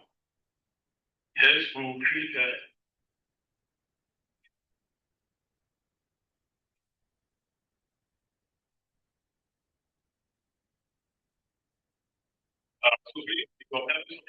Just get ready. This is Baby Your Life before I will be inviting you up here for us to hear from you, to share ideas on how we make a better future for our children and the youth who are watching us. You're very welcome. Thank you very much, Mr. MC. Just to make a little correction, my name is Oluwagbemi Olaji Ogola. They are beautiful names. They are beautiful names for the purpose of those that do not understand Yoruba. I will be Oluwagbemi. God has honored me. Olaji for me, He has given me all the wealth. For last days, pillar of wealth. You can bear witness that beautiful names. I will adopt the already established protocol. And because of our time, I will make a quick opening statement, and I will also now invite the esteemed and distinguished members of the panel. As we commemorate the Anti-Corruption Day, Nigeria is confronted with a big question. One of it is how do we build a tax system that citizens trust, Nigerians trust, institutions can defend, and future generations can rely on. In June 2025, June 26 to be precise, the President, Asiwaju Bola Ahmed Tinubu, GCFR, had signed into law 4 bills. One of it is the NTA 2025, the NRS Establishment FRSB Transition into National Revenue Service 2025, the Joint Revenue Board 2025, bringing the operations along the 3 tiers of government, and the last one, the Nigerian Tax Administration, which also brings and standardize the tax processes and mandate digital processes as well. Why is this conversation important at this time? We also know that this conversation in Nigeria is implementing major tax reforms. Nigerians demand accountability from the government. We also understand that to curb tax stages and weak fiscal discipline. We also want to have, the youth especially, we want to have trust in the government, and we want to rebuild the trust. And lastly, we will need institution of government, inter-agency collaboration to restore this confidence for amongst our youth and of course every Nigeria as a whole. I would say this. I would like to call on my esteemed panel, members of the panel, and in a minute, pull out their names. First on the list is Mr. Tugar-Iatt, the Director of Operations of Independent Corrupt Practices and Other Related Offences Commission. This is in no particular order. Please, Mr. Tugar-Iatt, if you are around, please come on the stage of the podium. Okay, I have Mr. Hafiz representing. Mr. Hafiz Mohammed. He has distinguished himself as one of anti-corruption crusader because I've had to work with him in the past. You're welcome. A round of applause for Mr. Hafiz Mohammed, representing ICPC. Code of Conduct Review is being represented. I will call Mr. Kiola Aramide Atolagbe, the Director, Education and Advocacy Services. You're welcome, sir. Please, a round of applause as they take off their seat. Third panel Member of the panel will be from Fiscal Responsibility Commission, Mr. Charles Apana, Director, Legal Investigations and Enforcement. Sir, if you're here, please come up. A round of applause, I summon you. Please, round of applause. On the list is Mr. Godwin Opere, Deputy Director, PES, from the Nigeria Extractive Industries Transparency Initiative. You are welcome, sir. From Federal Inland Revenue, I have particular honor of inviting Mr. Olufemi Olarinde, who, before we started the program, we have had very good interaction. He is the Senior Special Advisor to the Executive Chairman of FRS. A round of applause for him.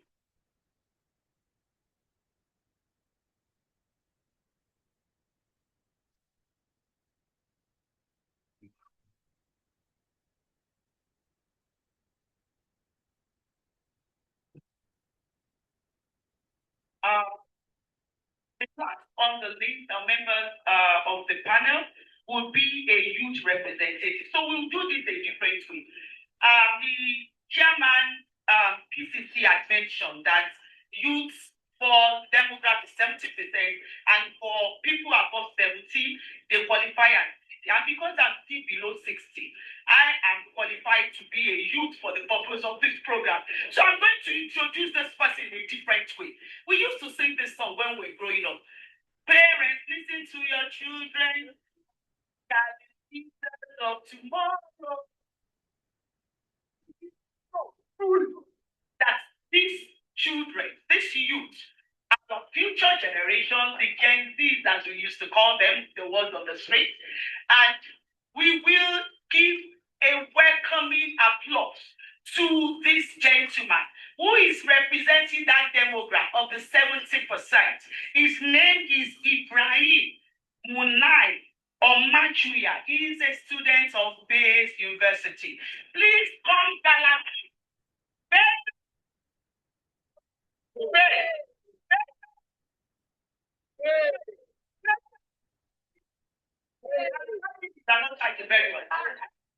Nigeria youth. Yeah, great.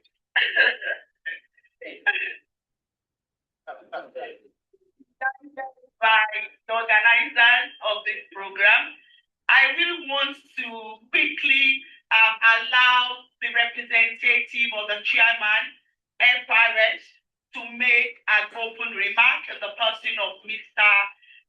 Olufemi Olarinde. Please start.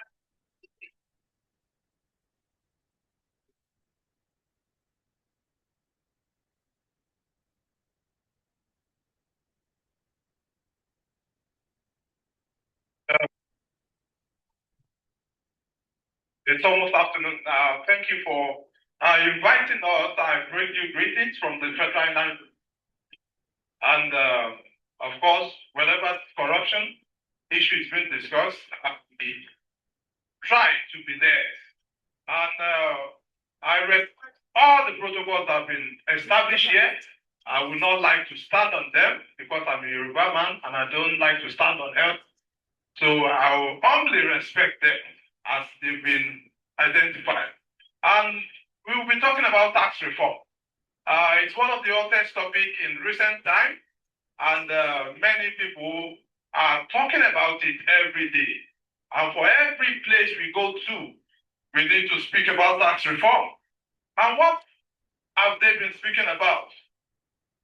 Yes, we say it's a hottest topic, but the first thing I always ask people is how many people have actually read those laws. And so it becomes hot because we hear them on social media, we hear them being conversed in beer parlors, in gossip news, and the rest. But what is this tax reform? It's a law, a transformative law that wants to develop and help our business environment. So that is the first thing. The president, when taking office, has seen that the tax system was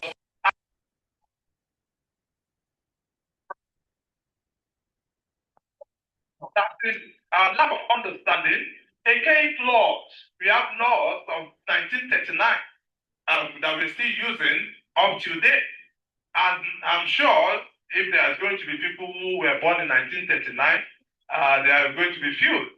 And thinking about how we do business in 1939 and today, what is the correlation? And so there was a need to update. Because when tax laws are clear, it helps us to understand what we're doing. And the Nigerian Tax Reform Act aims to curb corruption by simplifying taxes, improving transparency, consolidating levies, and strengthening accountability in revenue collection. And so this was done.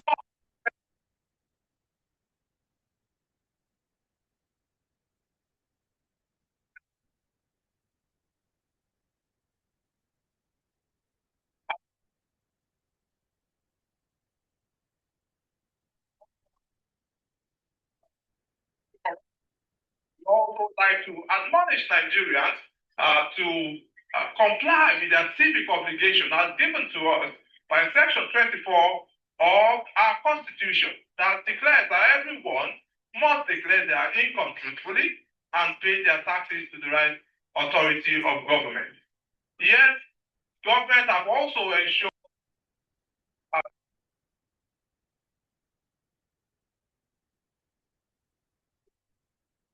system, understanding even the action and said only we should tax prosperity and not poverty. They say we want to develop a tax reform that taxes prosperity and not poverty, and that one who taxes the fruit and not the seed. So this is bringing equity to fore, so that only those who have been blessed by the condition of the country, of the economy, part with the excess or the prosperity from such. And so today, as we talk about anti-corruption, I will be explaining those provisions in the law.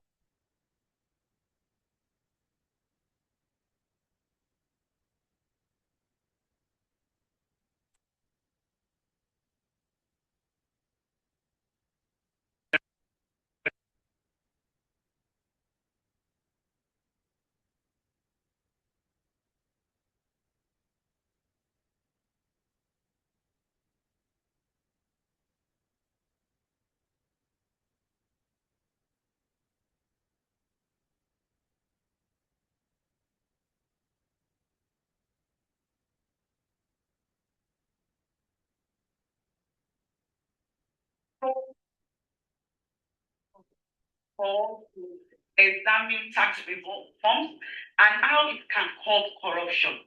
The theme for this panel is tax, transparency, and trust.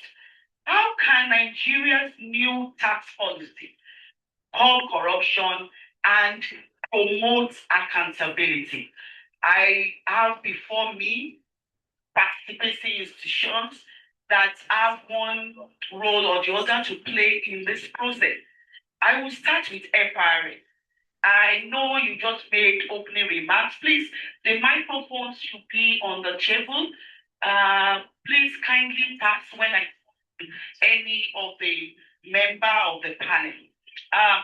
We will want, how can Nigeria reforms drive transparency and reduce corruption in tax administration? Okay, in tax administration, you mean? Okay, thank you very much for taking the first shot. And that shot was also taken at me because you're asking now corruption in my administration. Well, thank you very much. The first thing is, of course, gone at the era of brick and mortar, and everything is now done digitalized. So modernizing a tax administration even is one of the first steps. Every other thing we speak about, we are taking oath of secrecy to do the job the right way.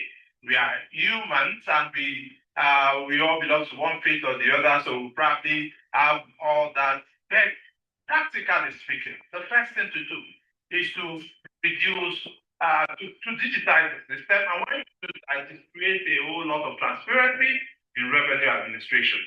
And this, we ensure that everyone pays the right taxes and without any human interference.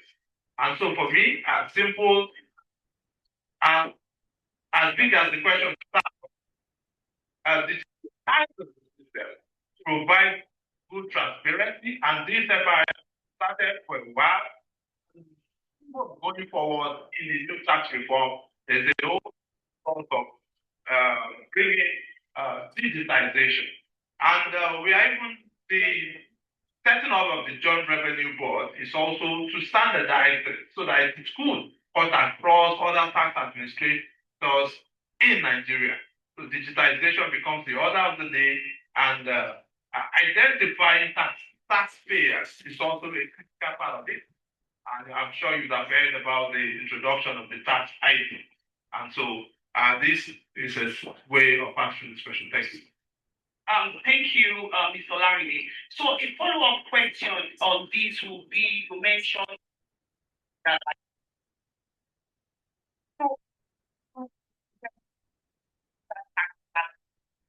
with other existing agencies that has the role, such agencies that like CCP that does asset verification, declaration, and of course, will you be able to have human discretion quoted in the process?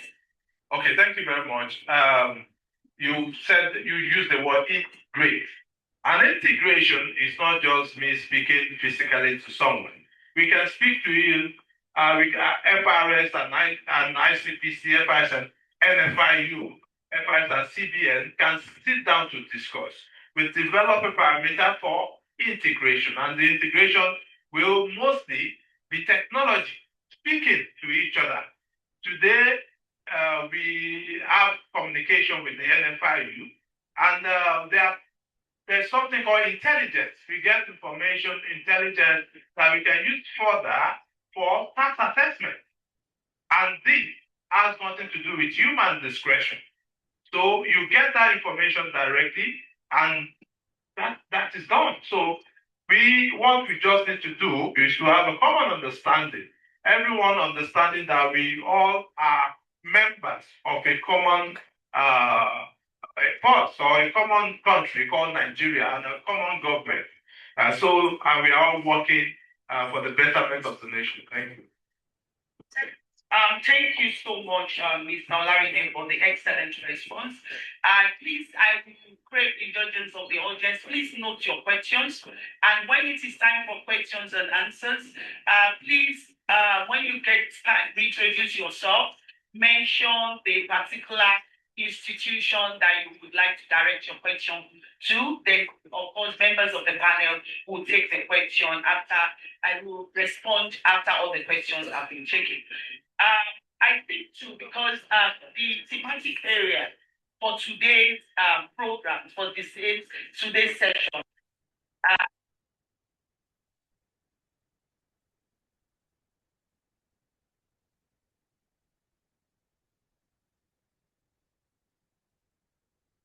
a single these tax reforms impact a common Nigerian, small businesses that are usually on the digital platform.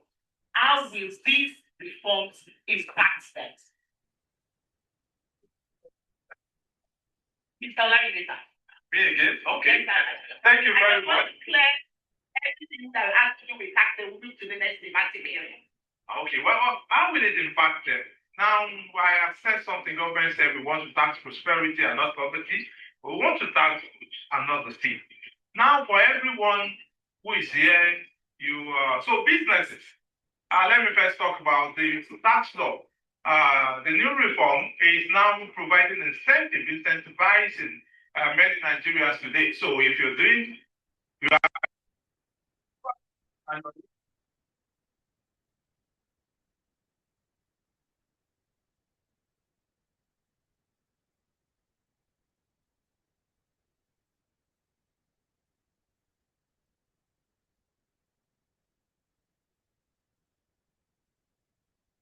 and below, you have to pay tax at 0%. And this is ensuring that business can grow and having prosper before they start paying taxes. This is one of the greatest incentives in the law. And government, and I would say, looking at that, it will help business to grow. And when they grow, they can provide employment for citizens.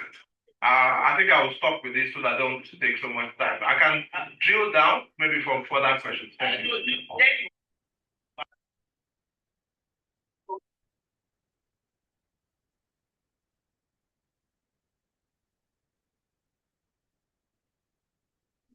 By Mr.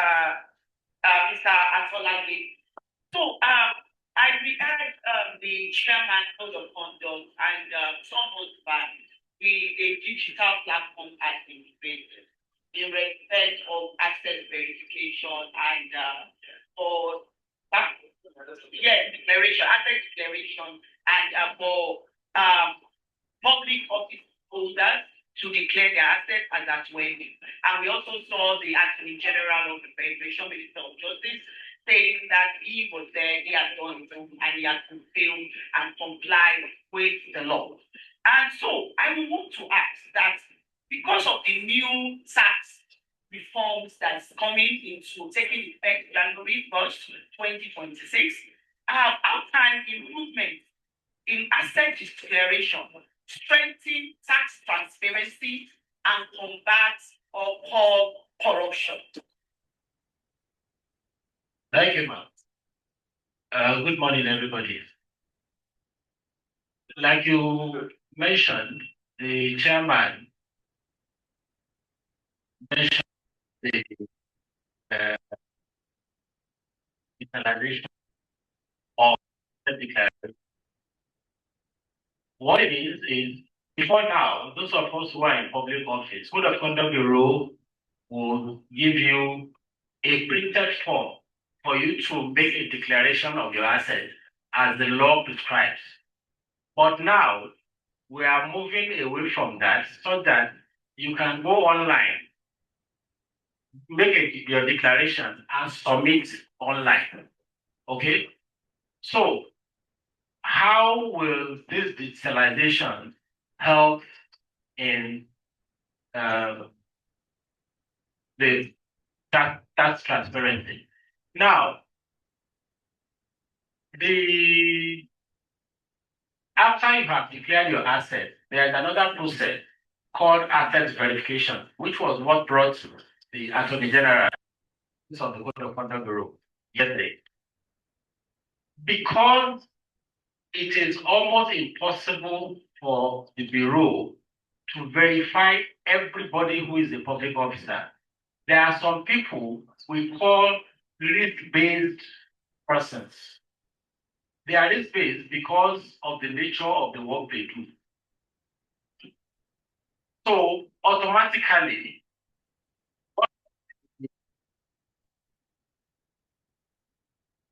that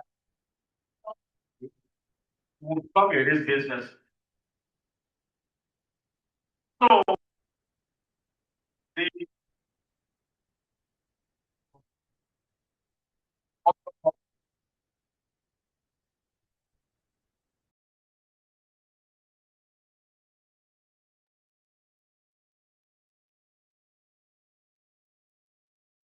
or for tax officials, not for. Before now, maybe with the digitalization, it will come it. But before now, we know that there are a lot of under-table deals that tax officials and other companies and things like that. So, but with proper monitoring and verification from the Code of Conduct Bureau, like I said, they are going to be also part of the risk-based officials. Thank you.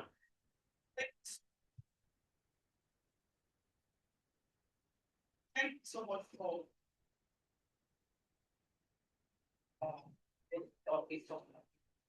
thank you so much for your response. I will do a follow-up question. And one of it is you mentioned human discretion and to avoid underdeals. What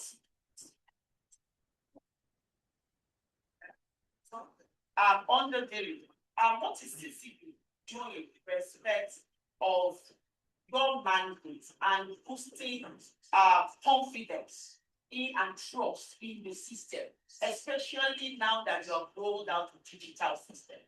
What are you doing to restore the public confidence in your processes? Thank you very much. Dr. Abdullah Ismail just celebrated his 1 year in office. And since he came to the Bureau, he has rolled out a lot of reforms. One of them is the creation of a unit called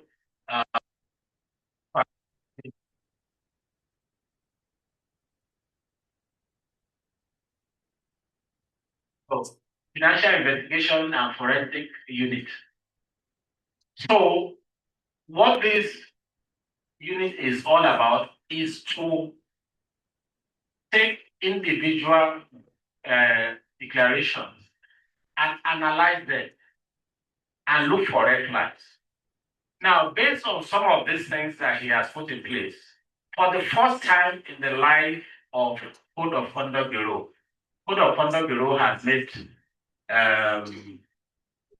recoveries since the new chairman came.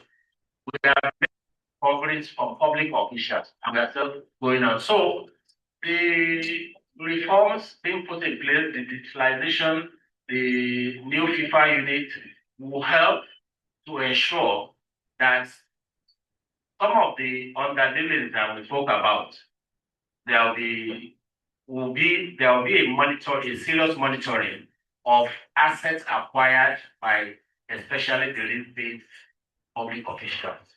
Thank you. And of course, we'll also be effective in agency collaboration. Very well. And yes. I will move quickly to Mr. Abid Mohammed, and he's representing ICPC.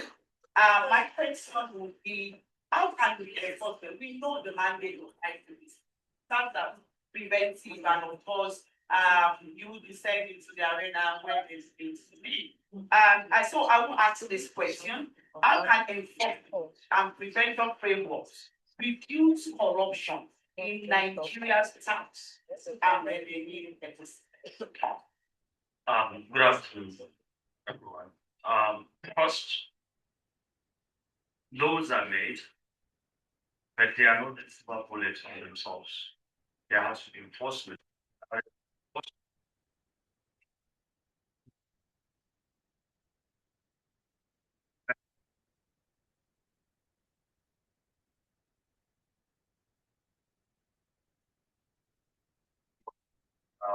Whatever institute, particularly that corruption agency.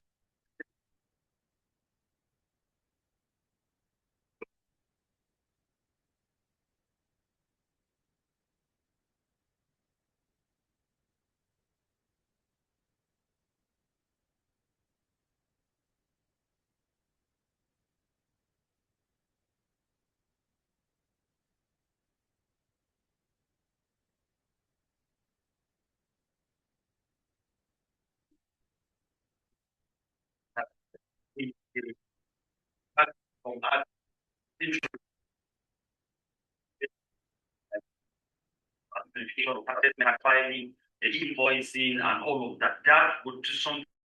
Yes, we are found. There might be some sort of conspiracy. You know, in context of each other, and some things we have done for people that don't last. But shooting, like you got in one thing.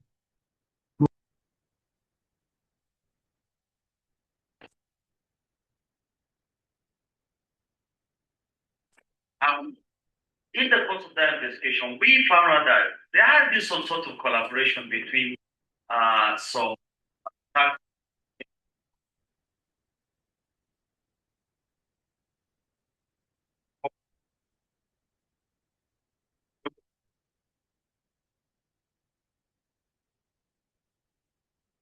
I think by last month, what the commission had to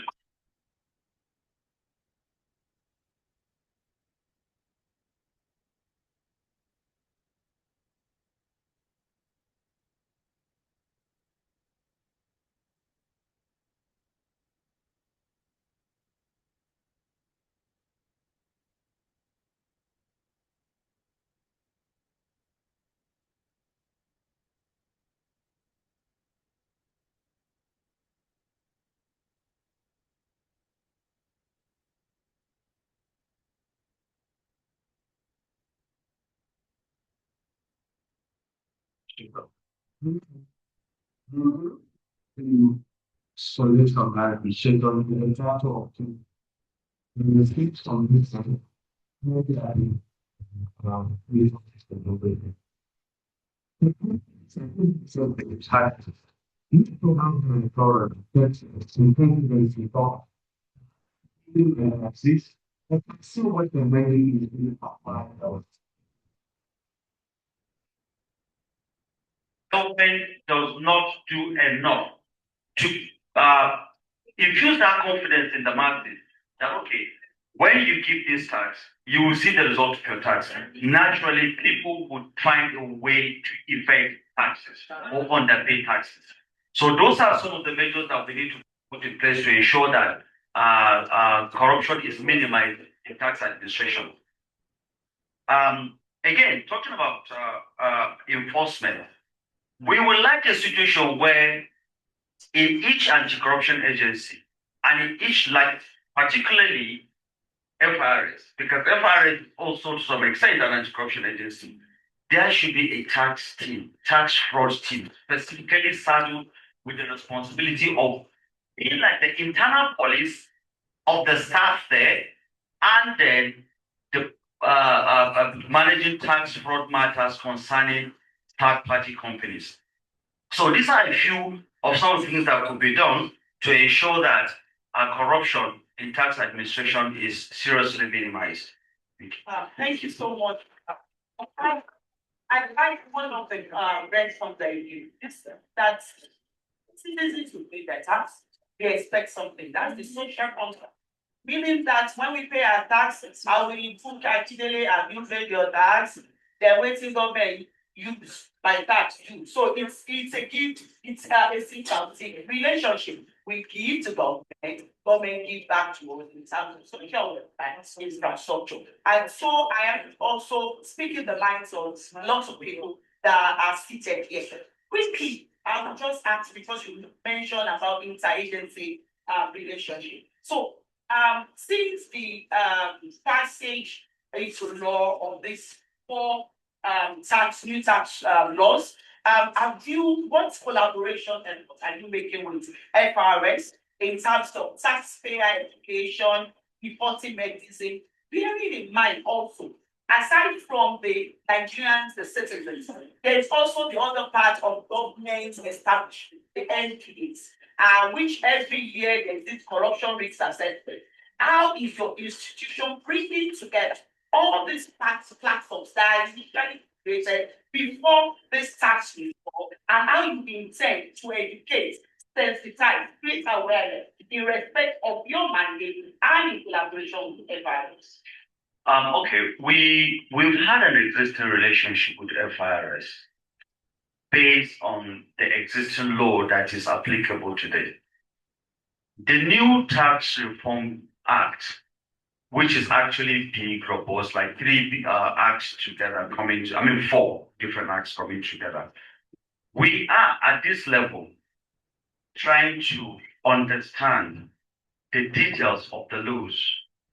And then with that, we've been talking with FRS already on how to strengthen our collaboration with a view to helping in the enforcement of every provision of the new law. So we've been talking, but beyond that, we've enjoyed a very good relationship with them over the years. They report matters to us, we report matters to them. And then, of course, not only the FIRS, because the whole thing is about the entire anti-corruption agencies. With Code of Conduct Bureau, we already have this relationship where we get information, we exchange information from one another. But the one that we need the most now, like you have mentioned, is actually with the FIRS. I know we have a platform that we communicate with each other. Even last week, the director of investigation was in our office in furtherance of an investigation that we're doing. But we have asked for better collaboration in terms of it's their purview. They will know the act, the provisions of the law much more than any other body in Nigeria today. So we are collaborating, we are planning, proposing a collaboration where our staff will be trained by the FIRS on the implication, the ramifications of the new tax laws. And then with that, we'll not only try to enforce the relevant provisions of those laws, but we'll also use our public enlightenment department to carry this message, the underserved, to the grassroots, for the common man to understand what the law requires of him, his obligations, and his responsibilities, of course, and what he should expect from government. Because as you are telling people, pay their taxes, not to evade taxes, you also have to inform, check government expenditure to ensure that they put their in there, and then remove the opacity. Well, you will have to. I think that one is the FRS that will have to do that. Remove the opacity. Government tax administration. How much comes? How much is going? People need to know that so that you build trust and confidence in the people. So we are working on better collaboration, but that will come much better when the operationalization of the acts actually come into play, which is starting from January 1st next year. Thank you so much, Mr. Aki. Drawing from your last comment, I will quickly move to Fiscal Responsibility Commission. I've been told I have 5 minutes left and we should begin to wrap up. Fiscal Responsibility Commission is being represented by Mr. Charles Abana. It's a nice to me. We know the mandate of fiscal responsibility. Some of them have been highlighted by the chairman before to his leave. One question is that for fiscal responsibility, you must at all times ensure transparency. So, how does your agency you'll be able to ensure fiscal transparency and discipline, strengthen accountability in the tools and tax revenue? All right, thank you very much. I want to start by saying a very happy 2025 International Anti-Corruption Day to everybody. For the benefit of our young ones who are here, Fiscal Responsibility Commission is charged with ensuring that there is transparency, accountability, and prudence in government spending. Issues around revenue and expenditure, how government gathers its funds, one of which is through taxation, how it spends those funds in a manner that is not only good, but responds to the needs and the aspirations of the citizens. Because under the Fiscal Responsibility Act, it's clearly recognized that the government, whichever official of government that is holding any position in administration is holding it in trust for the people. And so that law has come to set out the standards and the framework by which government funds must be administered for the benefit of the people. Now, Section 2 of our Act specifies that the Commission shall have the power to compel any person who disclose information regarding government revenue and expenditure. Now, that's the beginning point of it. You have a duty that you are FIRS, collect tax, or Ministry of Finance that spends the money, or whoever, to account for any money that comes into your coffers and be able to explain how you have utilized that money. That is the responsibility. That is where responsibility comes into it. All of us here will agree, even the youngest amongst our the students here, that if you have a father, for instance, in your house that doesn't bother about paying house rent, paying the electricity bill, collect his salary, goes to a bank to blow it up, will you call such a father a responsible father? No, that's what we're saying. Fiscal responsibility is to show you that you must also be fiscally responsible in utilizing government funds. That anti-corruption comes into it. The topic of tax, transparency, and trust, we must go together. Without trust, you have got to take any obligation to either. So FRC, we are very, very interested in transparency because we know that corruption thrives in an ecosystem of opacity, of secrecy, if you like. People who willing to be open about how much money they have gathered as tax, for instance, because we're talking about tax, are more likely to divert the money to other purposes. I'll give you an example. If you are traveling, you will see some places where they are building roads. They'll put a signboard, big one, Sukuk begins here. How many people have seen it? What does that mean? That they borrowed money through Sukuk and they used the money to build this road from this point to the other point. Have you ever seen anywhere they put a signboard? The tax you pay, it begins here. That is where the trust element comes in. We must be more transparent in making the people know at every level, local, state, and federal government, how much was realized as tax and where the money is being spent. The big billboard, your tax begins here. That's when people will have trust. There are plenty of reforms. Yes, we acknowledge the tax bills. The commission was part of even the making of those bills. I had the privilege of attending some sessions, the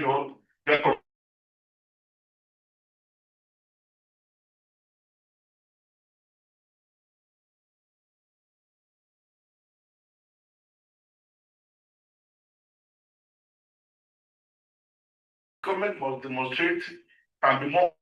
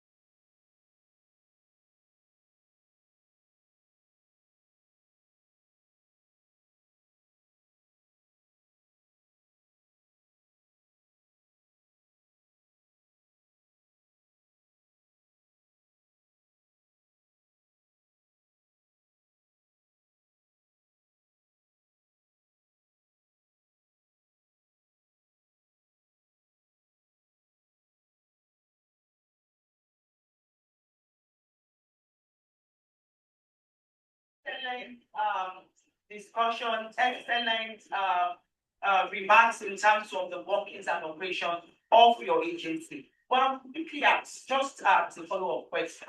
I would ask, what is your agency doing in deploying information, fiscal information, making it more accessible, especially for the public and the youth especially? What is your contribution? What has happened is that by virtue of the Fiscal Responsibility Act 2007, every agency of government has a duty to be transparent and to be accountable. It's not just us. We also do that. We also have a duty equally. And that's why every agency must have a website. And that website they must upload their audited financial statement for the year ended before the end of July of every year. That is the 7th month of the year.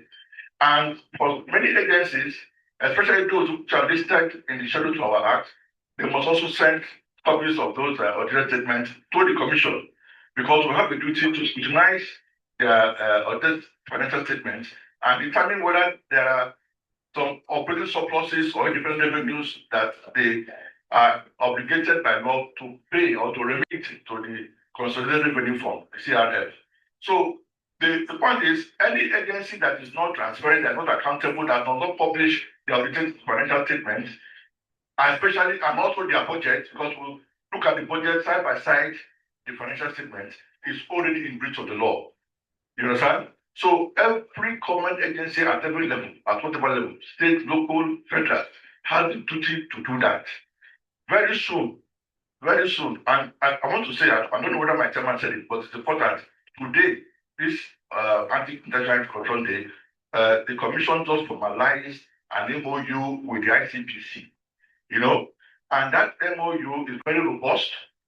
Those areas in which our law has not given us enough strength to bite, as it were, we're going to use the teeth of ICPC to bite those agencies that do not comply with the law.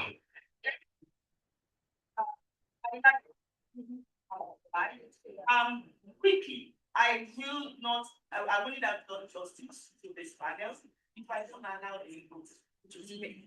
Because the themes of today centers around that. And because of the tax reforms, we need to know what are the estimates. Mr.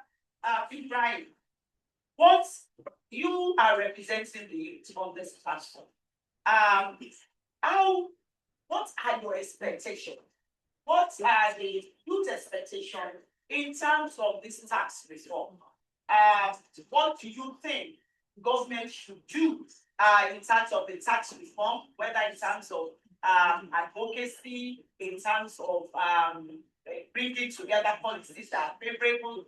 What do you think are your expectations? Okay. Thank you very much. I'll be speaking from my heart. I'll be telling you what the generation I represent expect from the government. But before I even start, I want to throw a question to the audience. How many of you actually trust the way the government have been using our money? If you trust how the government have been using our money, just raise up your hands.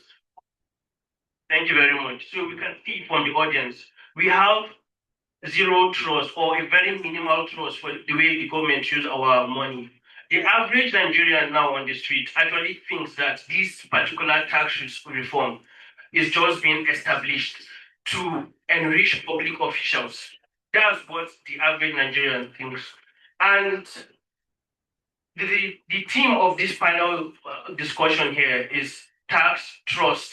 You know, they're not just actually policy terms. They go to the heart of everything.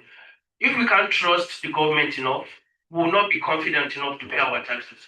But actually, looking at the new Tax Act, it's actually beautiful. I've taken my time to go through it and also listened to countless interviews about it. But then one thing actually pricks my mind. When Dr. Oyulede, the chairman of the fiscal reform, whenever you're asking him, he's so passionate and he talks beautifully well. But when you now ask, okay, accountability, he actually smiles and says, well, that will be on the government. We now being the Gen Z generation, what we're expecting from the government, we want them, just the way they are collecting our tax, we also want them to provide a platform on how they are using our tax. Because something that you can sit down, just swipe our phones, an application that we can actually go through it and we'll know, okay, they've collected X number of tax and they're using it for X, Y, Z. Rather than them actually enriching their pockets. We feel that we need good roads, we need good hospitals, we need so many social amenities. And actually, if you're looking at it from 2024, Nigeria ranked 140 out of 180 countries in the world when it comes to corruption. That's to tell you that our corruption perception index is actually very low. Although we actually did better than 2023, because 2023 we ranked 145 and our score was 25. But 2024 we ranked 140 and our score was 26. So we actually okay, let's see what 2025 will come about. But then we just hope for the government to create a digital platform, and the youth engagement in all of this is strategic. It's not optional. We need you to be able to hold the government on the neck or at their neck, so that when we are asking them for accountability, we should drag them online and know how our tax are being spent. Thank you very much.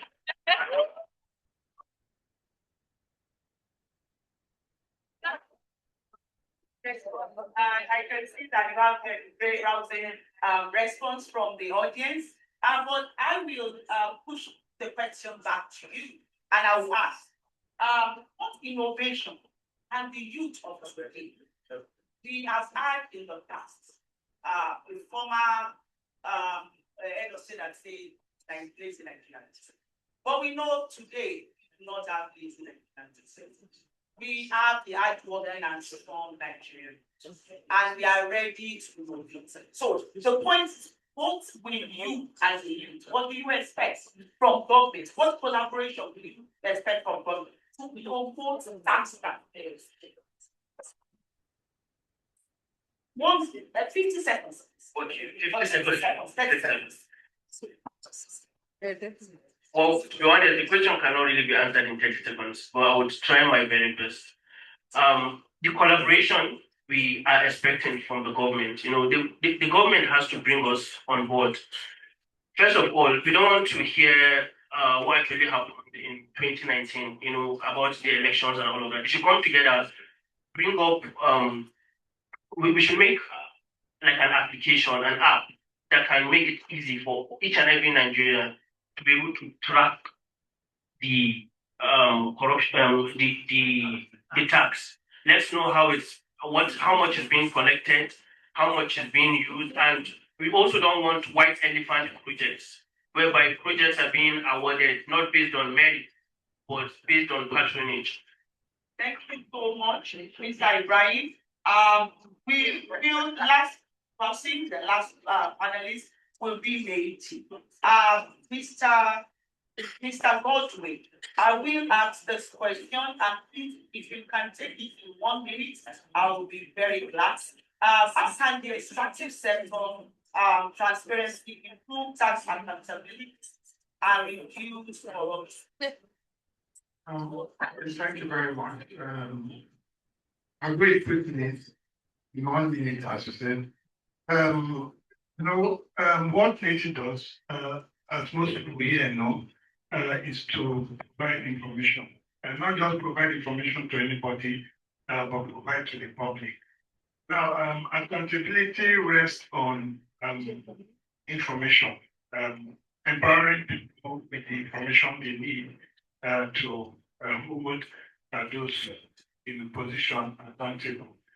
One way we can make it, can improve that, it's something we're already doing, is to continue to provide our information in a manner that resonates with the different stakeholder constituencies. For law enforcement, for instance, we need to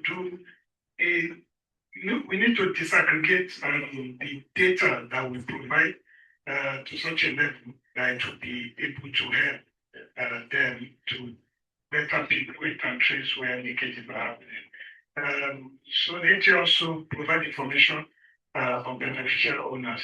It's a good thing that the new tax law is asking banks to look into people's transparent accounts.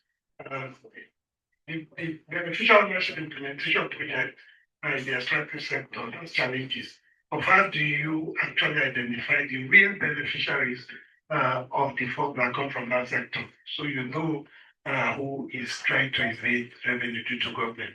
So we hope that vision of the new tax law will help us in working with FRS to begin to identify who is, benefiting from revenue or money that they are not disclosing or declaring to government. Thank you.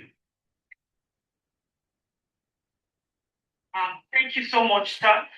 The last be one word, one commitment. What is the practical from your end as a youth?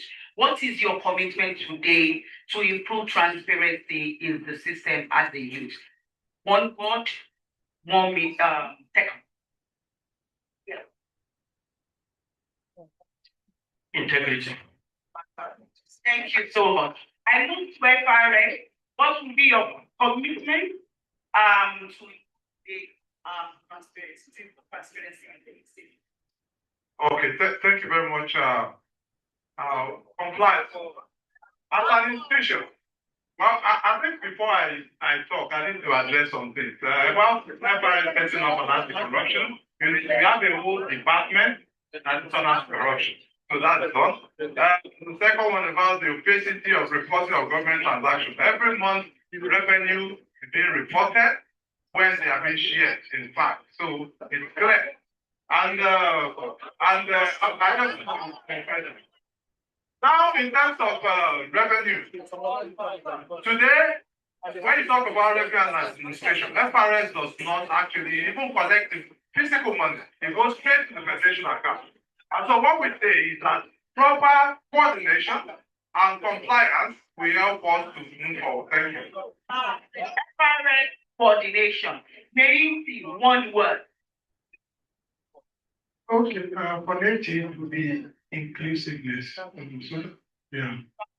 Thank you very much. To CP, one word. One word.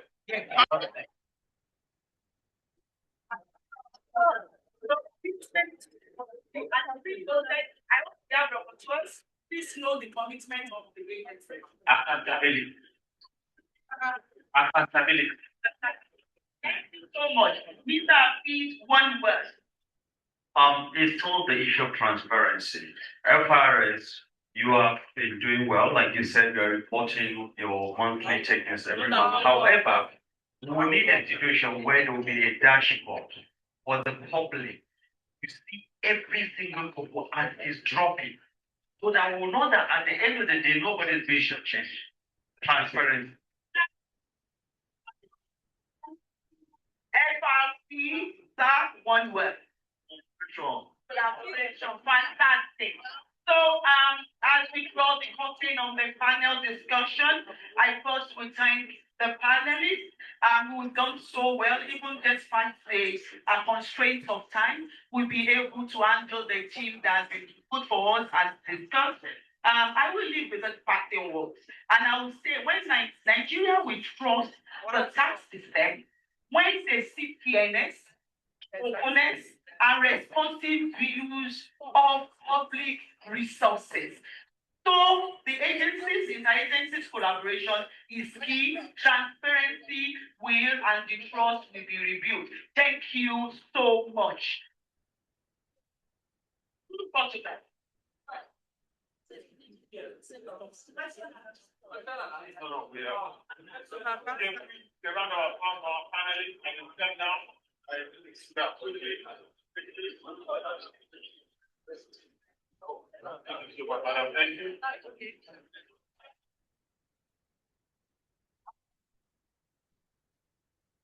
Our next panel is on a beyond compliance, considering Nigerian financial action for compliance, implementation of national anti-corruption plan.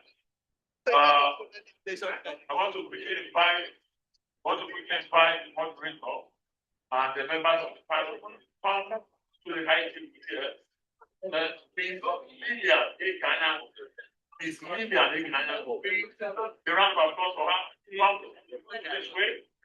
I have the Honorable Bashir Abubakar, the Chief Commissioner of Public Complaints Commission. Please come to the side of the panel, sir. This is the I also have the Federal Ministry of Justice, Mrs. Kim Kalibu, Director of International Criminal Justice and the World Commission. Mrs. Hiro Kalibu, please join us. From the Economic and Financial Crimes Commission, here is Mr. Harry Eric, Director of Special Control Unit for Money Law. Please come inside of the panel.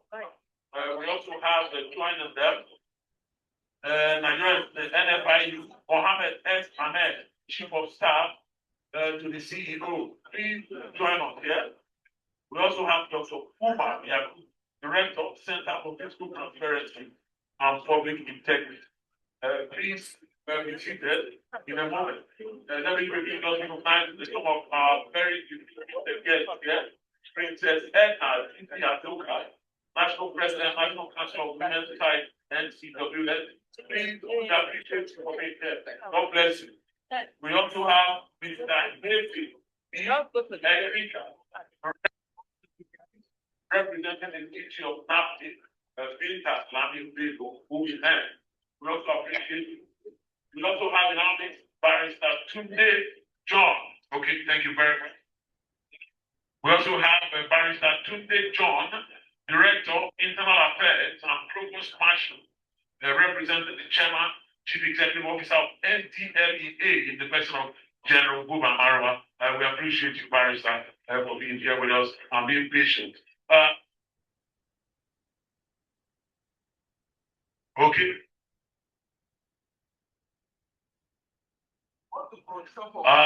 I want to quickly invite Ms. Bosede Oguntubero of Tugar, if you're here, please come over to the podium as we quickly invite the young persons for their presentation while the panelists will just give us a moment. Okay, we can still go on. Can I call on Government Day Secondary School to say the three debaters, then Model Secondary School, Betama, please come forward. Good afternoon, everyone. We come to the cross of the issue today. We are about to talk or hear from the children, and youth. Now, this journey started on 25th of November 2025 at the Economic and Financial Crimes Commission Academy in Cairo with 7 schools. We have Dublin International College, Lokogoma, Federal Boys College, Apo, Footprints, School Guarimpa, Model Secondary School Meitama, Government Secondary School Duse, and Blooming Heritage. But at the end, we have 2 schools emerge the winners, and we're going to hear them today talk to us about youth activism does not curb corruption than institutional reform. So we're here to hear their views today. We have our judges, a panel of judges, carefully selected from outside. We have Mrs. Chizoba Onyemena. Please come to the front, Mr. Kasimir Igokwe, Mrs. Amaka Nwatuegu, and our timekeeper here is Mr. Adedai Ogumoroti. So we are scoring you based on these points: knowledge of subject matters, and logical flow 30%, organizational flow and teamwork 15%. Please, can we have our judges here? Our timekeeper, please come to the front. Organizational flow and teamwork 15%, timing, grammar, fluency 30%, general appearance, that is in terms of neatness of uniform, hair 15%, punctuality is 5%, while concluding statement by either our first speaker is 5%. So these are the points we are going to be judged on. We are quickly moving to that point. Please, our judges, have we settled in now? We'll call on our first speaker. Our first speaker from Government State Secondary School is not now, please. I'm just trying to introduce you. Adelinga Favor, second speaker, Honor Ohangozi Grade, third speaker, Ochidi Excel. From Model Secondary School, Metama, we have our first speaker is Eguruji Princess, second speaker, Yamusa Peace, Faith Jojo, and third speaker, Christopher Christie. So the background of our judges, Mrs. Chizoba Onyemena, she's an educationist for over 2 decades. So we know she fit for this assignment. Mr. Kasimir is a known and well-known and well-experienced media personality. Then Mrs. Owategu, she's also a well-known administrator. So we've carefully selected these 3 judges so that they'll be very objective in their marking, so that at the end of this session, we will not have an issue with our results. So please, our judges, are we ready?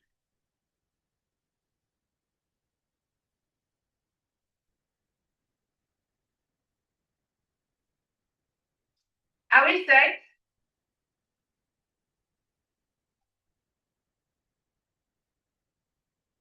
Okay. We have Model Secondary School Metama speaking for the motion, and I say the topic again: youth activism does more to curb corruption than institutional reforms.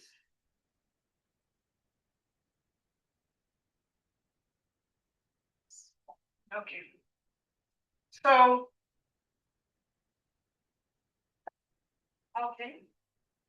So are we set, the judges? So we are calling on our first speaker now from governments,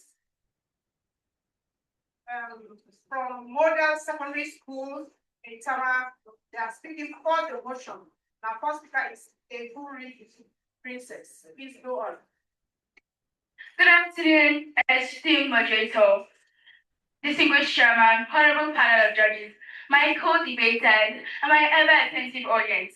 My name is Tugar-Iatt, Princess, a student of Model Secondary School in Int'L, and I'm here to propose the motion, youth activism does more to curb corruption than institutional reforms. Let me begin by defining the key words.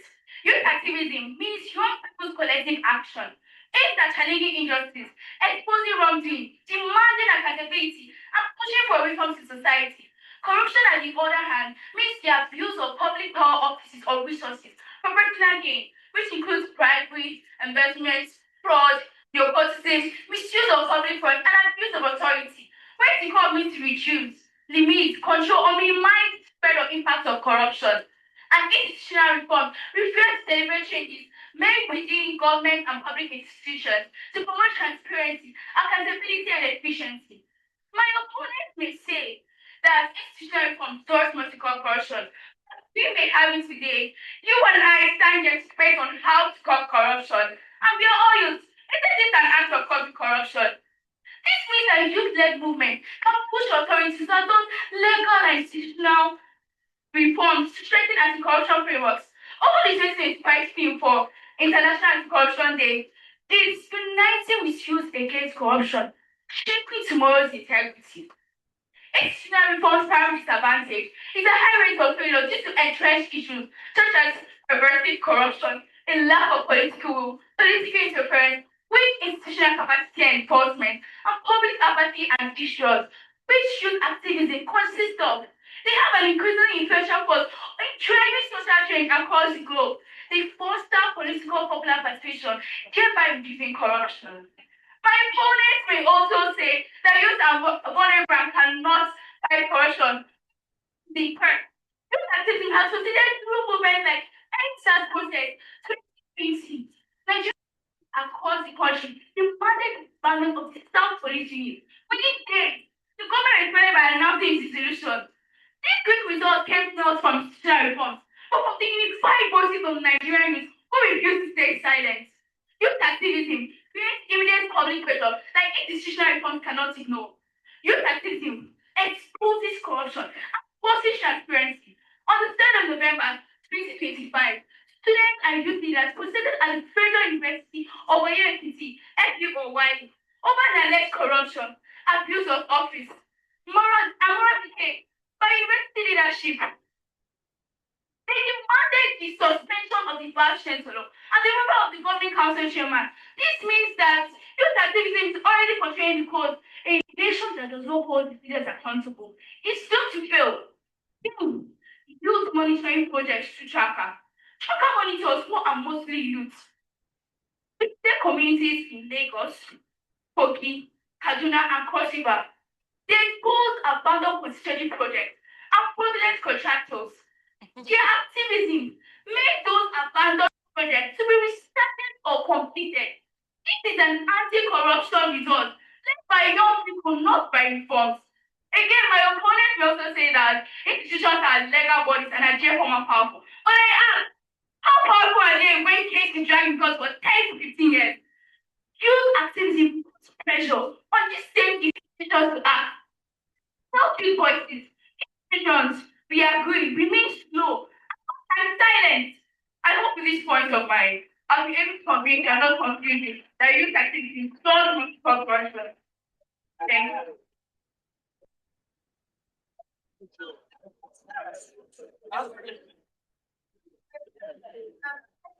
On the speaker from the government state, I think that favor.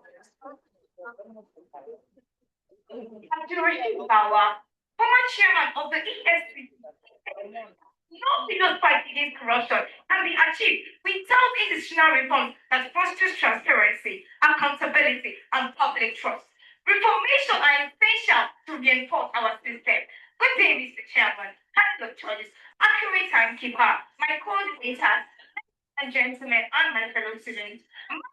Tugar-Iatt, a representative of Government Secondary School Alaji, strongly oppose notion of this thing. Youth activism does more to curb corruption than institutional reform. Well, as we dive into this important debate today, activism is more effective in curbing corruption than institutional reforms. I would like to begin with a couple of quotes that will discuss the importance of structural change in combating corruption. And Kofi Annan said, and I quote, as former United Nations Kofi Annan said, and I quote, institutional reform creates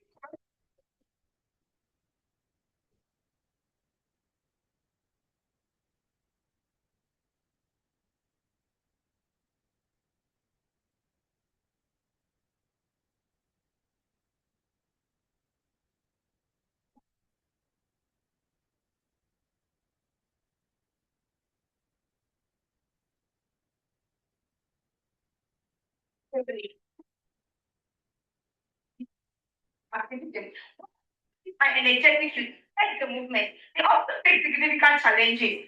Activism often relies on sporadic boosts of patriotism, which can lead to inconsistency in their efforts. As political theorists, Amadiwe noted, action without a regulatory framework often results in chaos.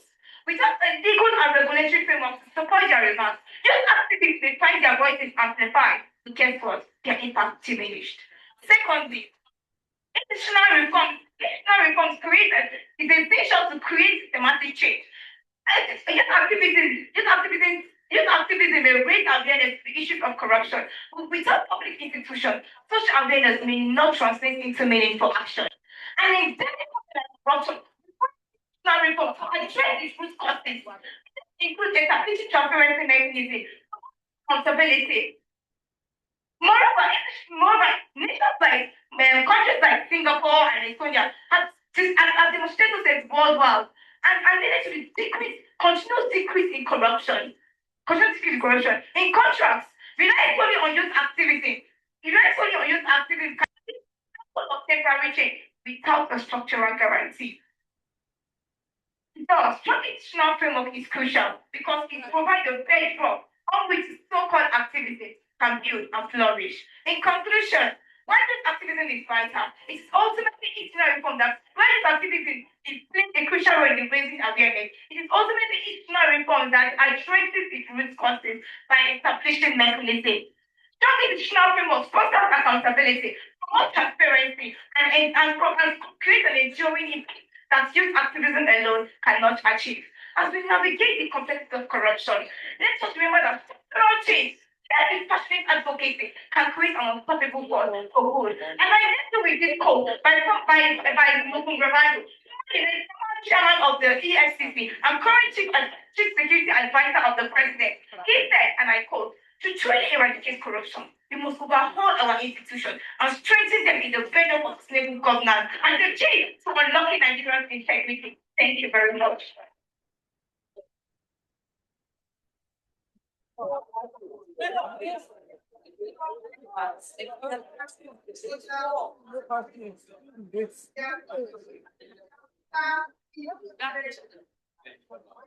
Standing on the already established protocol, my name is Yamusa Pisfedojo from Modern Secondary School Metama.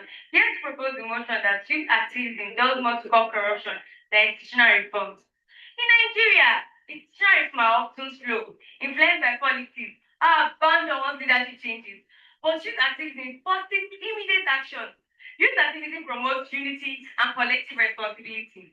In Nigeria, youth from all tribes like Hausa, Yoruba, T, Ijo, Ibibio, and others are often united to events like Not Too Young to Run. So the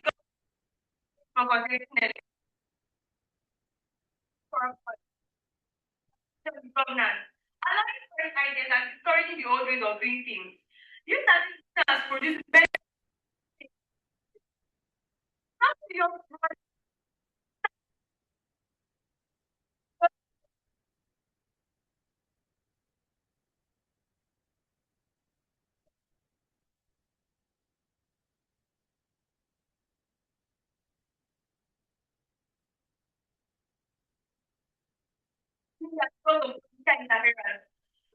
Officials vote for years, but the youth are not controlled by politicians. They speak boldly and freely.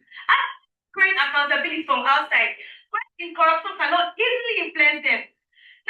Just about 400 billion US dollars. This is corruption. The one with the scandal of former Cathedral of Nigeria and the Idris, who was arrested in 2022 for laundering funds or public funds. After learning this, do you think that national reform can help stop corruption? When the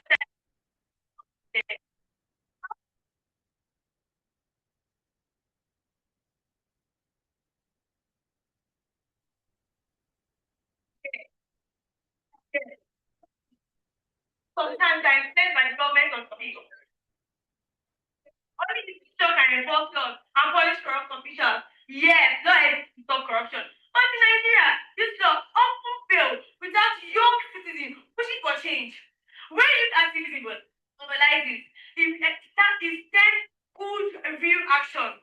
For example, investigative journalism driven by youth activists, which exposed the infamous Delzuki and Bled deal in 2015, leading to public outrage and legal action. In conclusion, institution is important too, but they move only when they are pushed. For accountability is being used. This point of mind, and gentlemen, honorable judges, the facts speak louder than any slogan. The facts speak louder than any slogan. Youth activism does more to combat corruption than general reform. Thank you.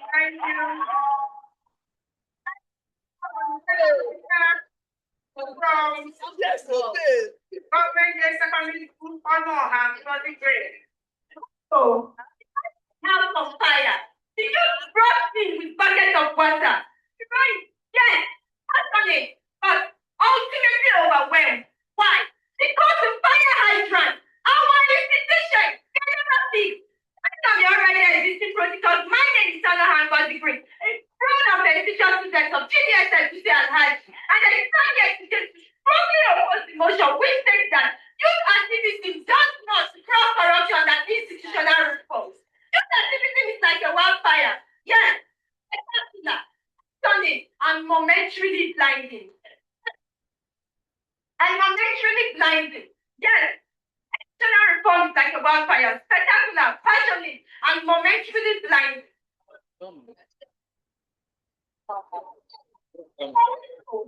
Let me ask this question. Corruption is a systemic run, stressing with signals, unaccountable leaders, and broken systems. How can a wildfire refuel the forest? Can a wildfire refuel the forest? The answer is absolutely no. Youth activism may raise awareness, but institution enforces consequences. Secretary General Banky Moon state, and I quote, the fight against corruption requires sustained effort at the institutional level. It is not just the voice of the people that brings out change, but the structure that supports the voice. Let me tell you, amount of protest or hashtag can replace the slow deliberate force of institutional reform. Therefore, I firmly believe that institutional reform is the chief cornerstone in eradicating corruption. And here's why. The institutional reform creates systemic change. Youth activism, while in fact to the raising voice and enforcing consequence and authorities are often reactive and temporary. But institutional reform and get at the corruption mechanism into the fabric of governance, ensuring a long-term lasting change. In addition, a white man said, and I quote, "As an institution change behavior, activism without enforcement is like a cow without an engine. Training hashtag corruption may trend for 24 hours, but guess what? Corrupt officials still last all the way to the bank. Why? Because youth activism without institutional leverage is a new performance. Furthermore, let's compare. The loud noise. Youth activism is a loud noise. Better, effective trust, institutional reform. Activism raises awareness. Institution enforces consequences. Imagine a society where the youth shall say the first class judges to jail those things. Without reform, activism is like a megaphone with no juries. Oh, what an irony of energy without architecture. In a nutshell, youth activism is essential. Yes, because when youth activism raises awareness, yeah. Thank you. Thank you. I now call the third speaker, Christopher Christie. Yes, and standing on the established protocol, my name is Christopher Christie. I am a student of Modern Secondary School, Metama. I stand here today to strongly propose the motion which says youth activism does not to curb corruption than institutional reforms. Institutional reforms often fail because those in power resist change. Many reforms are planned but never implemented because some leaders who benefit from corruption frustrate them. Youth activism breaks this cycle. It challenges leaders openly and demands through action. Youth activism represents the future. Nigeria has one of the largest population of youth in Africa. Their energy, creativity, and technology skills give them more power to expose corruption than slow government reforms. Institutional reforms are important, but can't work without citizens, especially youth, pushing them. Youth activism is the force that makes reforms effective. My opponents may say institutional reforms created laws like the Act. Yes, that is true. But what is the use of good laws if citizens do not demand enforcement? Youth activism ensures that these laws are used and not left on paper. Youth activism offers a stronger people-driven approach. Young Nigerians have numbers, energy, and public influence. Movements like the 2012 subsidy process showed that youth can demand accountability and force government explanation, even if corruption cannot be stopped immediately. In conclusion, institutional reforms are important. Youth activism plays a crucial role in ending corruption. With this point of mind, I rest my case. Thank you.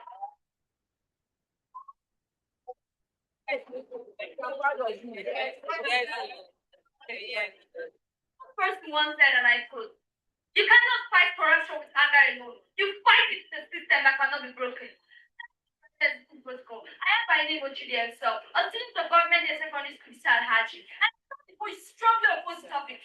If that student does want to call corruption and institutional reform. Oh, I think it's a simple question. It's not strong when the goods are rotten.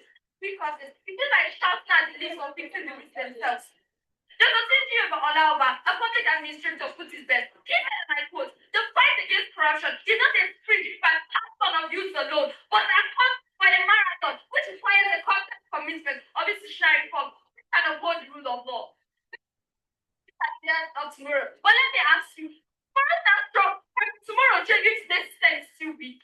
If you that alone can stop corruption, what corruption are like because you make youth protest almost every month.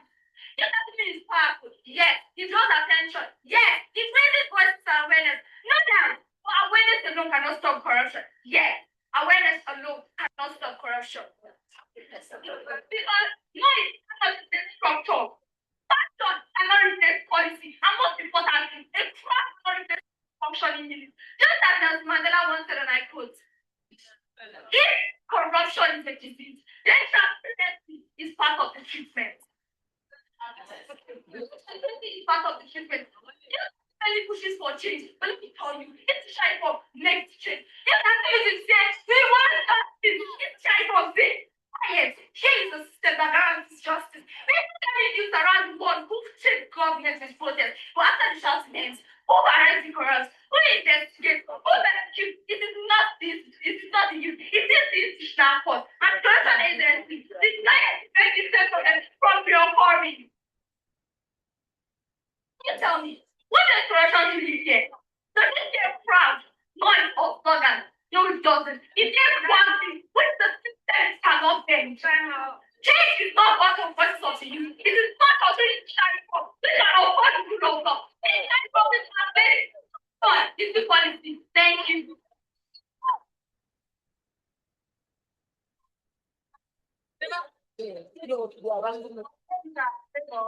Sorry.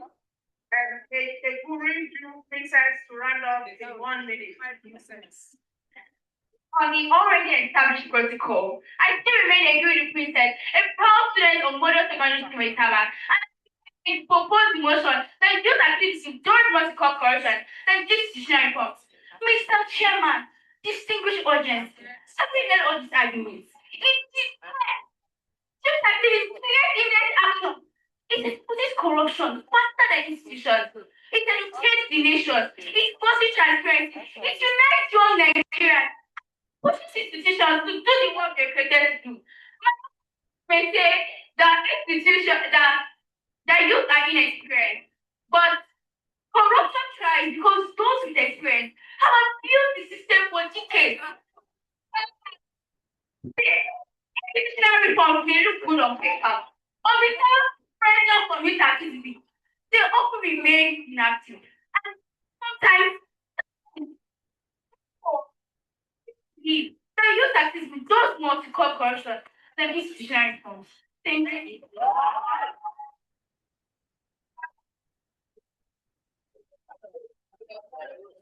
For the already established protocol, and my teammates refuse to be swayed away. However, let's take for instance in our school. Students cannot just walk into schools and say, hey, I want math today. Okay, I say I want to learn math. She says she wants to learn English. The other person says she wants to learn physics. How? We need to follow the rules and regulations of the school in order for everybody to learn effectively. And I left you with this quote by Mohammed Mustafa, the former chairman of ICCC. He said, and I quote, institutional reform is not just necessary, it is vital. Then you build a robust framework that prioritizes ethics and places the demand of the quality above all. Thank you very much.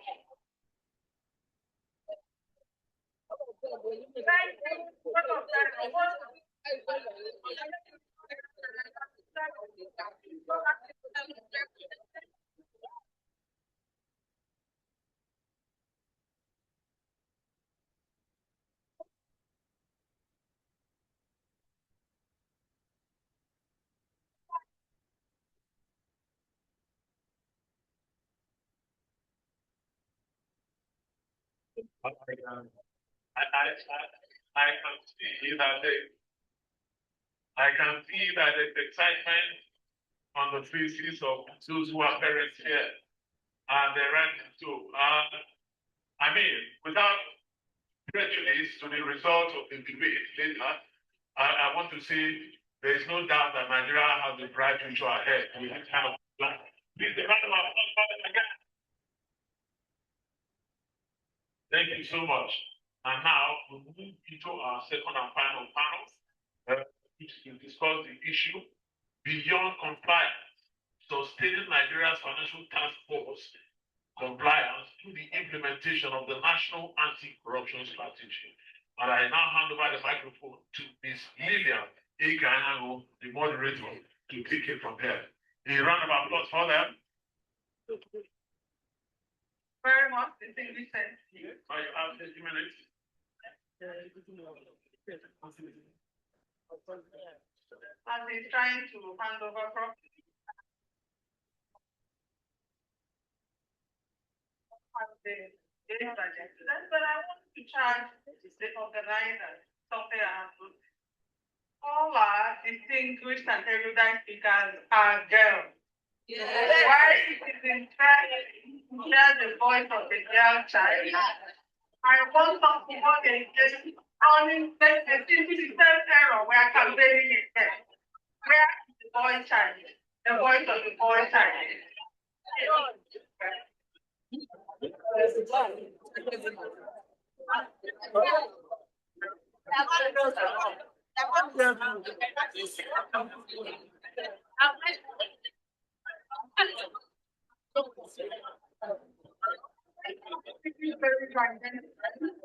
Our panel this afternoon is going to speak on an issue that is very crucial for Nigeria, for which we have been rejoicing for several weeks now, which is the removal of the Nigeria from the gray list that we have suffered for several years with dire consequences.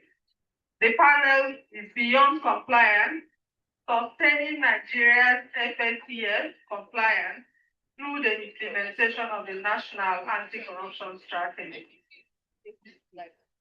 On the panel this afternoon is the Public Complaints Commission, represented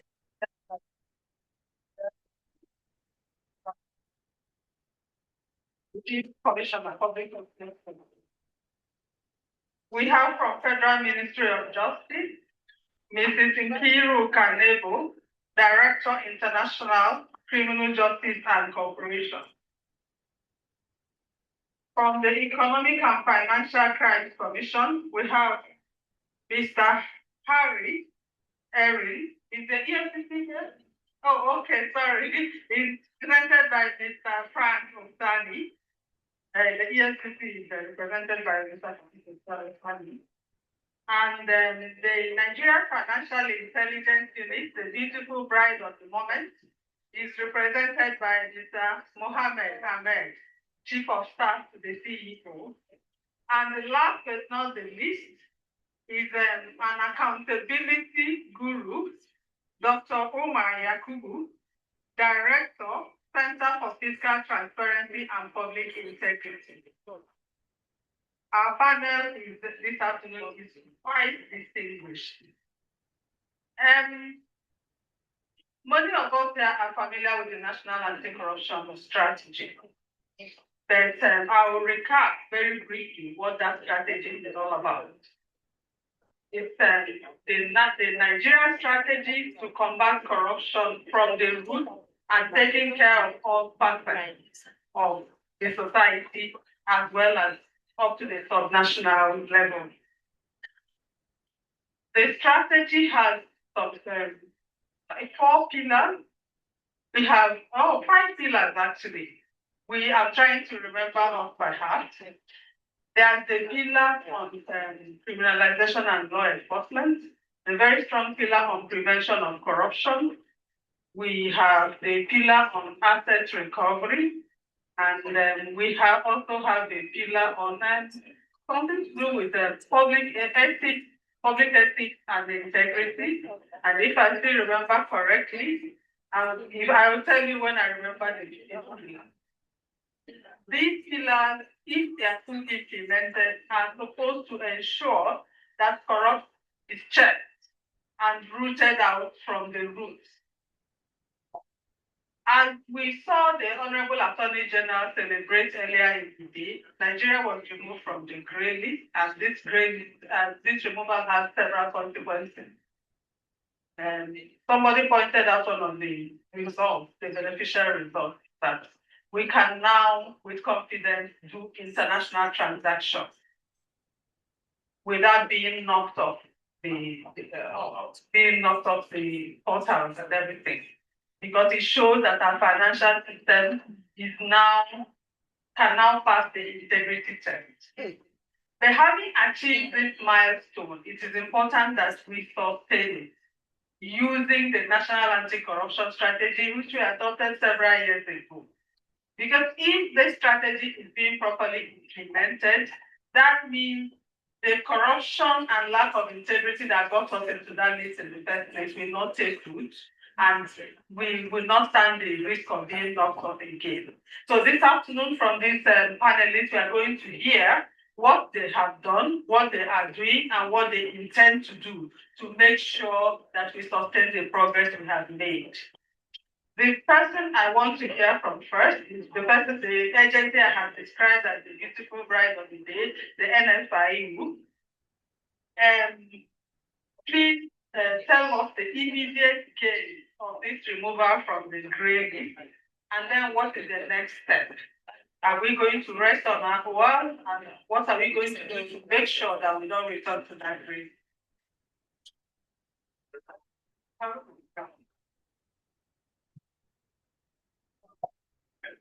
All right, thank you very much, and good afternoon to everyone, and thank you very much for your patience staying to this panel. And first, before I respond to your question, Madam Lillian, I would like to, extend my compliments to the debaters that we had today in front of us. I think they did an excellent job in articulating their positions. But from the perspective of the panel and from my perspective, before the judges declare their results, I would like to declare a draw. And I think both of them did an excellent job. So let me speak to the issue we're facing today. When we talk about the Financial Action Task Force, one of the things that's said about FATF is that it's the single most important international institution that very few people know about. So everyone knows about the United Nations, everyone knows about the World Bank, but the FATF is very important in that it sets the rules for how the international community organizes its financial transactions, right? So when you are placed on the FATF list of jurisdictions under monitoring, which is the grey list, what it says to the international community is that your country has refused to implement measures to prevent corruption, to prevent serious crimes, whether it's fraud or other crimes. So for anyone that wants to do a transaction internationally, whether you are using your card to buy on Amazon or to subscribe to Apple Music or to other things, when the international community sees that transaction coming from Nigeria, they say, oh, hold on. This transaction is coming from a high-risk jurisdiction. This transaction is maybe something that we don't want to engage in. So you travel out of the country, you try to use your ATM card, and the machine pushes it back to you and says, no, we're not going to take this transaction. So it is very, very important that we make all efforts to get off this grey list as it was. And it was thanks to the action of not just the FIU, we've been called a beautiful bride, but all the agencies, the EFCC, CBI, and ICPC, that implemented strong reforms to get us off that grey list. But the question then is that it? Are we off the grey list? Can we relax, sit back, business as usual? No, absolutely not. All that getting off the grey list says is the international community believes that you have the political will to reform your system, that you're on a positive trajectory, but it doesn't mean that you have addressed all the problems you have in your country, which is why it is very important from our perspective on the side of the public sector and from the side of the NFIU to look at what measures we can do to continue to sustain those reforms that were put in place over the last 24 months. And the first thing is we have to get away from this issue where we allow the international community to judge us and to put pressure on us. We have to be able to assess ourselves, to look at the measures we have in our country across our institutions, and to identify where are we doing well and where are we not doing well. This is the first thing. And the NFIU is leading this effort. We are putting in place an annual evaluation program where every year we look at all the aspects of the Financial Action Task Force, whether it's the strength of our anti-corruption, the strength of our regulatory bodies, the actions and prosecutions that we have, and to see, are we still meeting up to the same standards? This is the first thing. Then the second thing, which comes to this issue of trust that we've talked about, is I think we have to get much, much better from the public side at speaking to our partners in civil society, in the media, and across the population, and really talking about all the good things that we have done. So it's not a picture that is all negative. There are a lot of positive things that are being done. For instance, we've talked about the beneficial ownership reforms. We've talked about the tax reforms. We've talked about all the strengthening of the law enforcement and security agencies that is going on. But sometimes these things happen in a vacuum and we're not really talking to the public about how these measures are contributing to making Nigeria much safer and protecting the integrity of our financial institutions, which is why, again, the NFIU is working with all the agencies to improve our communication and to improve how we more positive story about the work that we're doing. And then the third thing, which I think is very important, which has been talked about in the previous panel, is to continue to work together across all the agencies. So it's not just about the NFIU doing what it needs to do, but it's the NFIU working together with the EFCC, the ICPC, the CCB, to make sure that everything that we're doing is working towards a common goal. So there's no point the NFIU looking at these suspicious transactions and then just keeping them. We have to make sure we're sharing that information with the EFCC. The EFCC is carrying out investigations. It's taking these matters to court, and the courts are also doing their work and ensuring that we prosecute and convict these people that are ultimately doing these bad things, these corrupt activities. And which takes me to my final point. Ultimately, if we are going to tackle corruption and we're going to tackle serious crime in Nigeria, we have to send a very strong signal. And the most effective signal that we can send is, if you are corrupt, you will be caught, you will be convicted, and those monies that you think you have stolen will be collected back from you and you will not have the benefit of them. And this ultimately is the most effective strategy to fighting crime, is making sure that those who may want to engage in corruption know that there is a significant risk that they will not be able to benefit from the proceeds of these illicit crimes. So this, again, is what we're doing collectively to address and make sure that we sustain the progress we've made. Thank you very much. Thank you very much, Mr. Ahmed. We deliberately gave the beautiful bride more time so that they can elaborate. So for the rest of the panelists, please 2 minutes each. The next speaker I'm going to call on now is Mrs. Nebo from the Federal Ministry of Justice. The Federal Ministry of Justice is not only the custodian of the National Anti-Corruption Strategy, it is also the custodian of various initiatives, including the sustained efforts done by the committee to make sure Nigeria is removed from the grey list. My question to you this afternoon is, how do we ensure sustained progress in all the elements that we have to deal with? And in particular, what promise are you making to the youth here this afternoon that we will not return to the grey list? Thank you.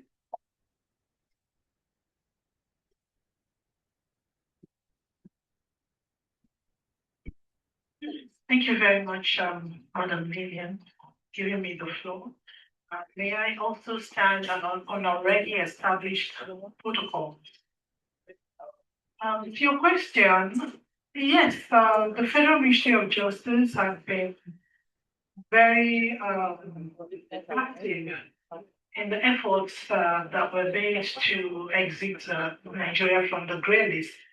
And we have, even in more recent times, as we celebrate the successes of this exit, we have been talking about the sustainability measures. How do we ensure that this exit stays on?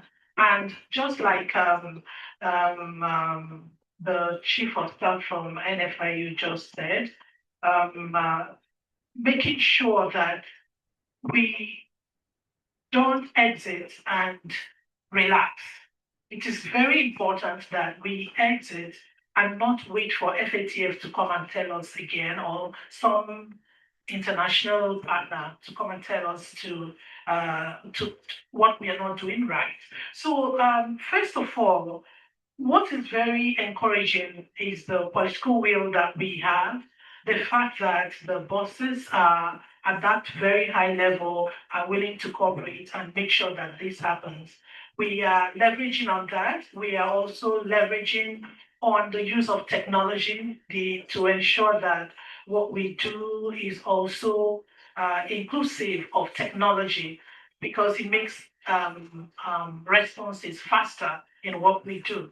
And we also consider the fact that the issue of for instance, the AML-CFT, as you may have heard, has to do with anti-money laundering and counter-financing of terrorism. So the issue of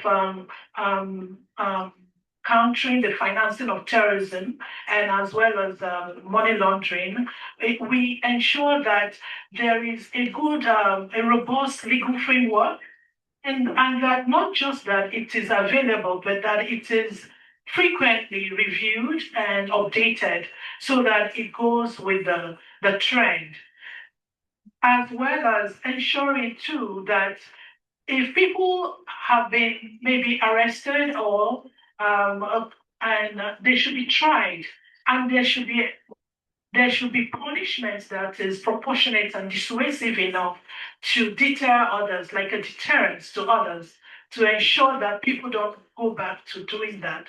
There are other ways that the Federal Ministry of Justice assists to, as the Attorney General already said earlier in the morning, that as a chief law officer, he has a role to play. And that role is the coordinating role, the role that brings about what other speakers had already said in the morning too, the issue about synergy, about having everyone who are stakeholders in this whole efforts working together as one and not working in silos. This is not a time for us to, begin to hold on to turfs and hold on to our several institutions or agencies. This is the time to come together in the name of the country. And that brings me also to some aspects which I was discussing with my colleague, the chief, and said to him that we lack patriotism. And it is in that spirit that we talk about working together as one and then working in a very patriotic manner, ensuring that we also bring ourselves together too regarding capacity building, capacity strengthening, ensuring that iron sharpened iron at all times, and that there are no dull blades around us. So and then having a good communication and relationship with the outside world. This time around, I mean like international cooperation. We also take into consideration um, um, creating awareness, very important, especially as much as possible from the cradle. There was this video clip I looked at some time ago, and I think it's some part of Asia, probably China. It was a little boy who was, walking on the bed, and the mother and others, they tried to get him out of that position, and he refused. So maybe they had a way to get him out, and they played their national anthem. And to everybody's dismay, this child just sprang up on his feet on the bed, and as if nothing could stop him from standing at attention. It was just a way to demonstrate how patriotic that child is. And I really think that as our young ones have demonstrated here, we really need to take this awareness from the cradle, from the before nursery school as in preschool, the kindergarten, the primary, the basic school, the secondary, the university, NYSC, all through the levels, so that there is that consciousness and there is that feeling that public funds belong to all of us, and we should, like they say, when you cast your vote, protect your vote. When you know that public funds are at stake, when you know that our country could be derided, we should protect it. We should work as one. So, yes, the Federal Ministry of Justice is working in concert with other stakeholder agencies to ensure that this whole aspect of exiting the grey list is sustained and kept moving. Thank you. Thank you very much, Mrs. Nebo. I'm hearing some very promising outputs. From the NFIU, they talked about the annual evaluation program. And also you have given us a number of indicators here. Use of technology, constantly reviewing the legal framework, international cooperation, and so on. Now we go on to the High Commissioner of PCC. Within the National Anti-Corruption Strategy, your agency is located on the prevention spectrum. And taking advantage of the presence of the youth in this room now, how does the Public Complaint Commission, what special entry points do you have for the youth in the work that you do?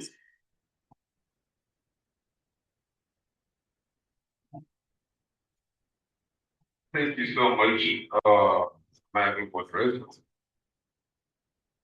my colleagues on the highest level, the general public, and especially our children. Good afternoon. I think one of the measures the Public Complaints Commission is taken to ensure the growth of our youth is leading by example. And I stand here to say that out of all the invited guests, I was the first to be here.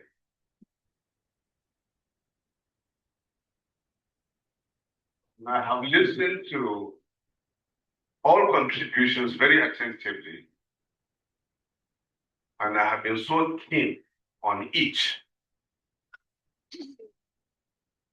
The Public Complaints Commission is an organ of a very big major at international level to ensure compliance, to ensure eradication of maladministration and injustice to all and sundry. It is a system that was established since 1819, talking about 260 years ago. And Nigeria is a member of such bench. Now, we operate under two perspectives, systemic and proactive. Systemic investigation is a situation where you bring your report on any injustice, any administrative maneuver negatively against you as a person, against you as a family, or against you as a system, either by any government agency or any private sector. You could be a Nigerian and you could be a foreigner, provided the infringement has something to do with the Nigerian system or with particularly a Nigerian system. And the Public Complaints Commission is there for you. Strategically, we are in compliance with all the international standards. Just 2 days ago, one of my directors came back from Angola to review the constitutional abilities of the ombudsman. We are being called at international level as ombudsman. In Nigeria, we are Public Complaints Commission. In South Africa, it's Public Protector. So many other countries around the globe have different names for it. Now, what we discovered here is once the youth observes that there is an injustice somewhere, and I stand to be corrected, and especially the culprit is arrested or is identified, and the trial of such non-compliance is ongoing, and there is no result at the end of the day. We are sending wrong signal to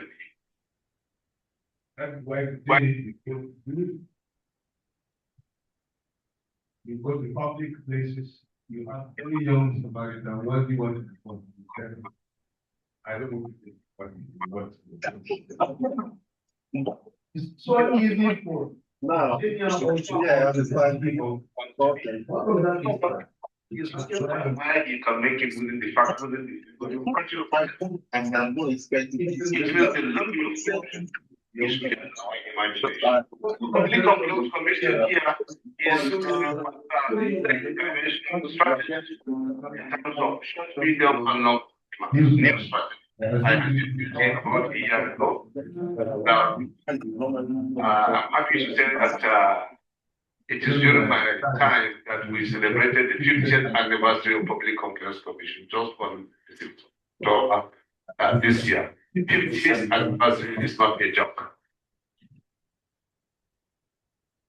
We had encomiums from our former founding fathers, General Yakubu Gowon, President Olusegun Obasanjo, international China, Angola, and so many other countries. We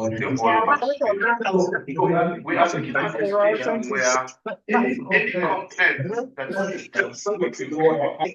we must ensure the conclusion of that investigation, and we ensure that there is justice. We have other I was in Hong Kong last year. They celebrated their 31st, 35th. I was very happy to tell us that in their 35 years of existence, before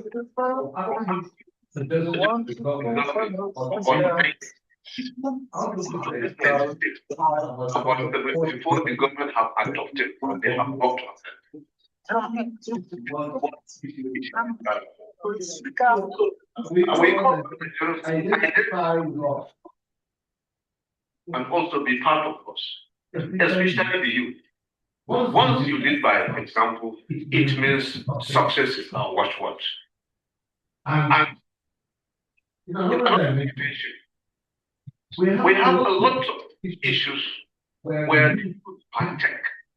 For instance, how many of our youth today can see 1,000 naira notes on the floor and start looking for the owner? How many? This goes to mean that the problem with regards to upbringing, it means we, the parents, we have a lot to do in mentoring.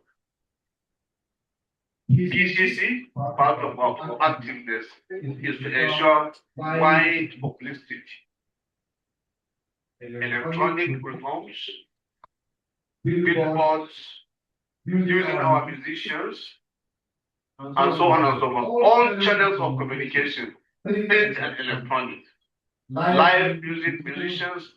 Very soon we are going to embark. And I'm happy to tell you that in the 50 years of PCC, honestly, the current regime under the presidency of Senator Bola Ahmed Tinubu and the National Assembly is giving the best support that PCC has ever received in the existence of the organization. So very soon, you will see action and you will see compliance. I would like to take this opportunity also to appreciate the organizers and to ensure you that PCC is going to be with any entity or any individual that is there to fight corruption. Thank you so much. Thank you very much, sir. You have pointed out to us the importance of leading by example, as well as what you're doing in ethical reorientation of society. Ethical reorientation is actually a pillar of the National Anti-Corruption Strategy. Now I'll get to Dr. Umar Yakubu. With the work you have done with your organization, can you share with us the role of monitoring and data transparency in implementing the national corruption strategy as well as the fight against corruption generally? Thank you. Okay, thank you, Madam Lillian. Thank you to all my colleagues, former bosses, colleagues of the law and corruption agencies. Thank you, everybody, for attending this program. My question as the civil society organization is on data monitoring. Yes, what we have done are two things. Is that Nigeria, we have a very rich history of going into the grey list and going out of the grey list. Because, coming out is not easy. The NFI will tell you it's actually not easy. There's a lot of work to be done. But after the NFI does its work, other stakeholders seem to relax and before you know it, we are back into that grey list. So the things we have done as a center to monitor these things to ensure that Nigeria does not go back is to monitor the implementation of the NACS, of the National Anti-Corruption Strategy. We are finished phase 1, we are now in phase 2. For the phase 2 now, that has not really been activated. There's a lot that needs to be done. Because when you don't do it, the NFI will struggle if we go back again. Because the problem is, what the FATF does is they look at anti-money laundering and combating the financial terrorism. But below that, there are what they call predicate offenses to these issues. And there are about 27, if I'm correct, and so saying public sector corruption is there, fraud is there, terrorism, kidnapping, banditry, all the predicate offenses are there.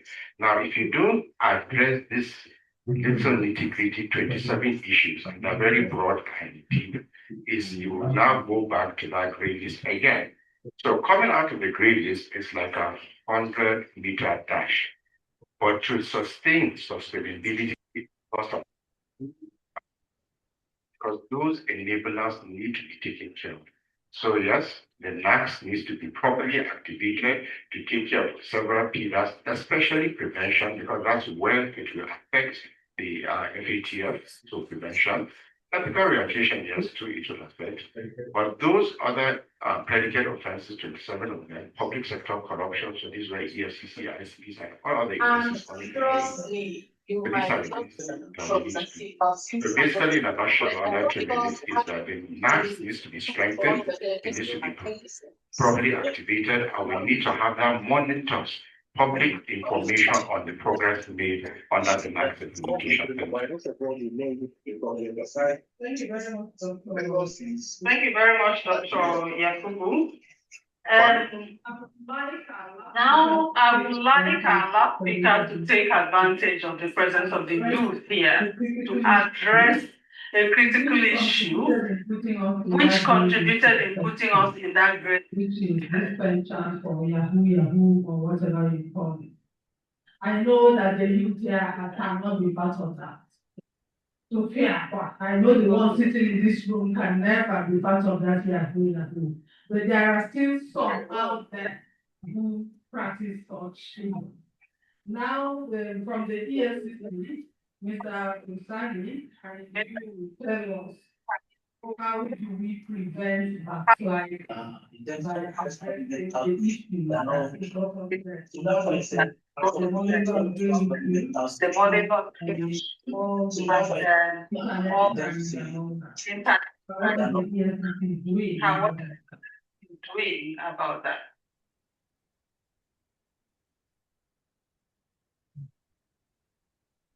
Thank you very much. Thank you very much, Madam Lillian, for this privilege. And first and foremost, I want to thank the program on the choice of this topic, which is very strategic to Nigeria's sustenance of the games as made trying to get out of the glitch. Indeed, it was a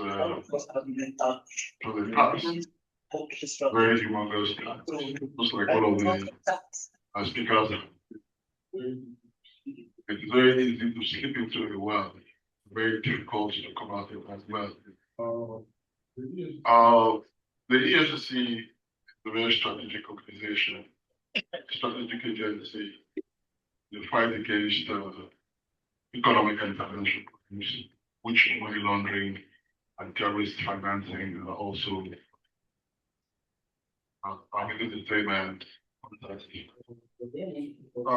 when I want to focus on Yahoo, as the Million has pointed out, Yahoo is part of one of the predicate offenses to money laundering.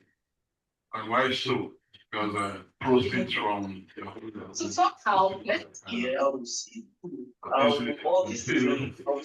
And the concealment of proceeds from illegal activities, just like Yahoo, is what is better as money laundering. And just like other speakers have said, the FATF will set the standards which you can take care of address the issues of the money laundering. Because when you allow money laundering to persist, it affects the global financial system. You may think it's a very small thing that's happening in your country, but you don't know this particular thing through global financial system.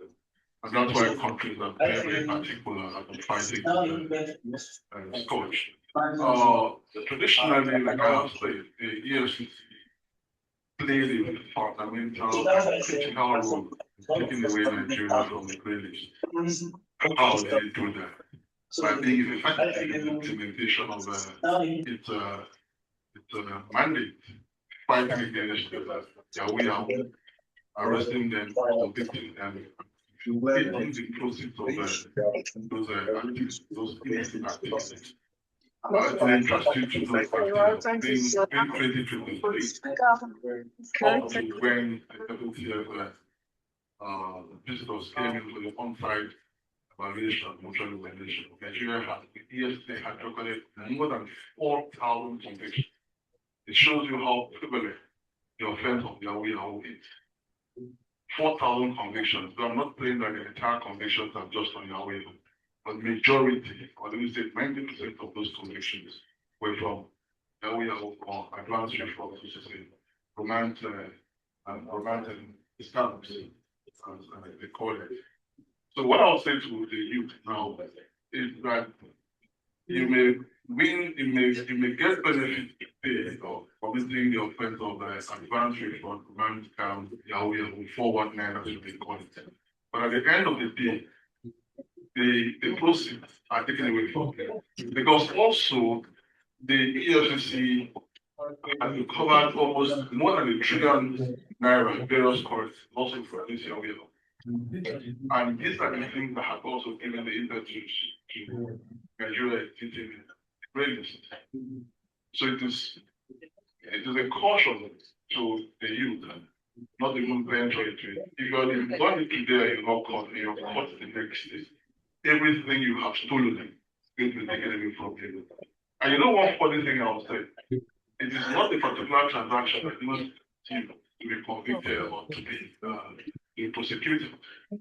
Even having a suspicious document, legal document to the state, or a letter which is presupposed to be given to somebody outside who you're trying to scam, an offense on its own.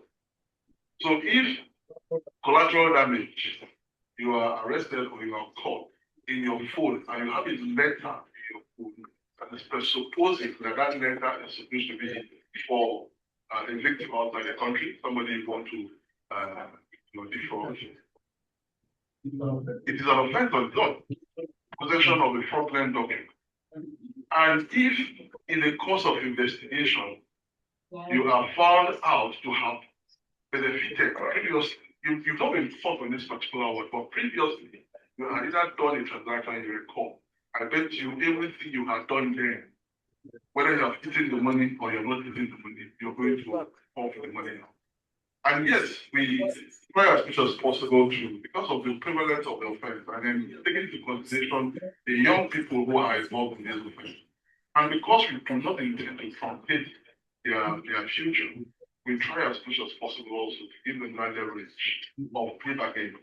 But one thing you have to also note is that no matter if you commit the offense today, you probably pre-bargain, and the court gives you like community service, or gives you a year, tells you, well, reform what you have stolen,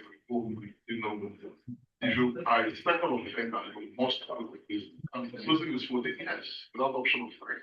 That's right. And you can imagine at your age now, going to prison for 10 years, getting 14 years old. So all these activities that the EFCC and projected also to the FATF when they came, they saw the effectiveness of our laws. Because this second round mutual evaluation that the FATF came was to see the effectiveness. The FATF is not just looking at the technical compliance. It's not just looking at whether we have the laws or whether we don't have the laws. But they wanted to see how effective our laws are. But we used all these convictions, all these recoveries we made from these Yahoo boys and corrupt government officials to show to them that we are working. So those were the things they saw that made them also move Nigeria, the FATF, believing that yes, we have been quite effective in fighting scourge.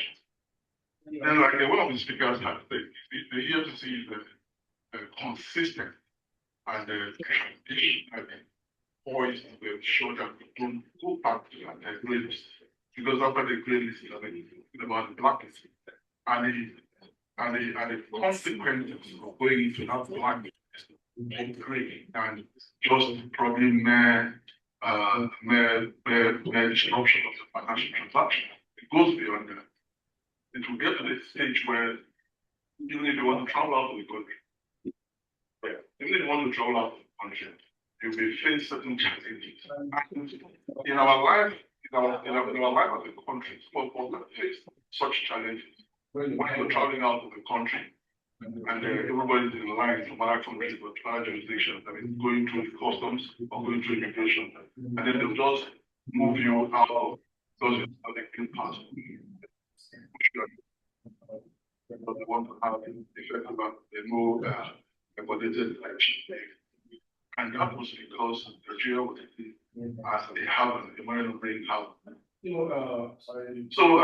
I have just run so much to say, but I want to also reiterate here the WTF standards, are more enforceable when or reinforces the national anti-corruption strategy.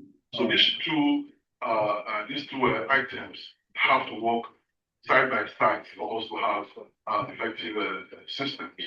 And I want to also beg us that we should strive as much as possible not to allow ourselves to go back into that blacklist.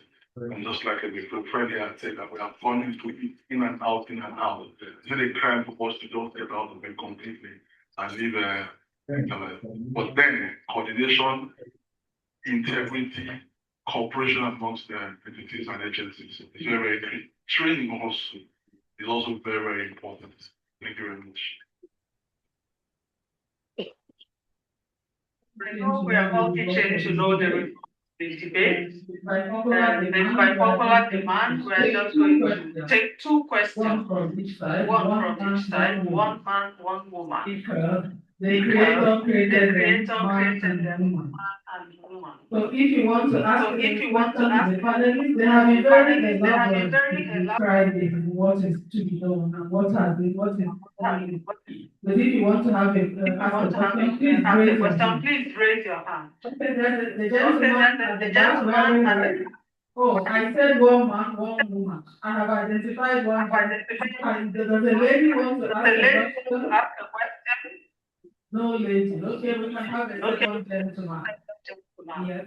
The gentleman in the oh, there's a lady. Where are someone has a microphone, please.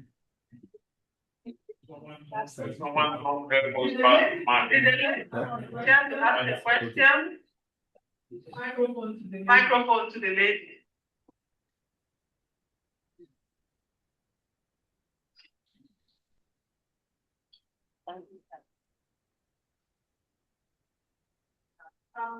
First of all, let me start with greeting. Good morning, good afternoon, all my adults and my general students.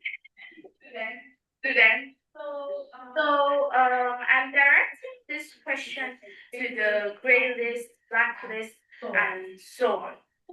So, for me to understand it, so the lists are made out of color, right? So the gray list means medium, and black list means bad. So what did Nigeria do to get into that list in the first place?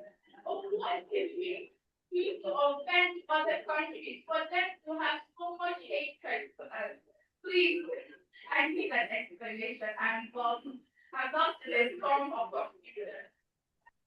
Very question. Very question. So the gentleman in white at the back. So please ask your question so that the panelists will take. Let me align with the program, please. Mine is actually comment regarding the previous platform that deliberated panel. It's not really about transparency or the numbers that the revenue generation agency are generating from Nigerians or taxpayers' money. One of the most critical issues is the intimidation. You see, people that Nigerians are entrusted with their funds need to actually show them that they know the impact or they feel the impact of the problems they are faced with. There must be a way that you can get people. People go to abroad, but they take their children to school abroad. They drive SUVs when our roads are bad. So the one thing that comes in Nigerian mindset when he sees SUV passing by and is in one small car, feeling the impact of gallons on the road is money. So we need to change that orientation. And secondly, to the EFCC, the issue of their Yahoo minutes is on the increase. I said that I made this statement in an event that you organized in Kaduna. You see, if Yahoo is glorified to the youth, that is the one way to make money in a day. You need to also glorify kids. You need to formalize this what they call framework. National State Qualification Framework by NDC. Obviously, the NDC gets less than 1 billion in budget, and they have framework that our youth can obtain a standard certification, and they go abroad. Plumbers, tailors that we have, tailors, we are importing those people. So I think the EFCC, the ICC, do more. Thank you. And since yours was just a commentary, the gentleman in cap that has, if you ask the question, please can you ask it in 30 seconds? Thank you very much. My question goes to the Ministry of Justice.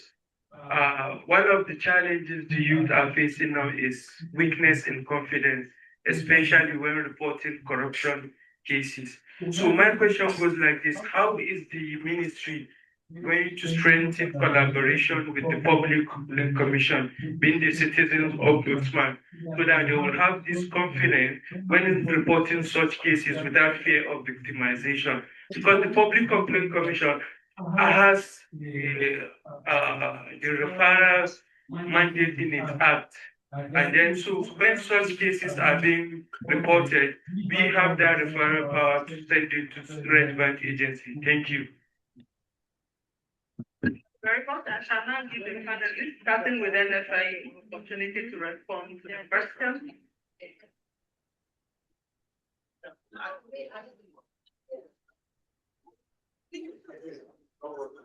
And it is how did we get on that grade? Today is life up so much. Thank you very much, and thank you for a very, very, very good question. Thanks. When we speak on this panel, we can be a bit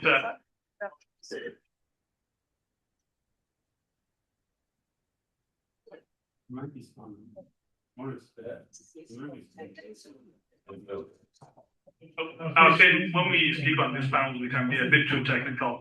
So thank you for making it less complex for us. So it's not that the international community dislikes Nigeria or dislikes Nigerians. What the global community, what the FATF has said is these are the minimum standards that you must apply by if you are going to be a part of the international community. So it's like if you want to go to secondary school, right? You have to do your common entrance exam, which is the basic standard.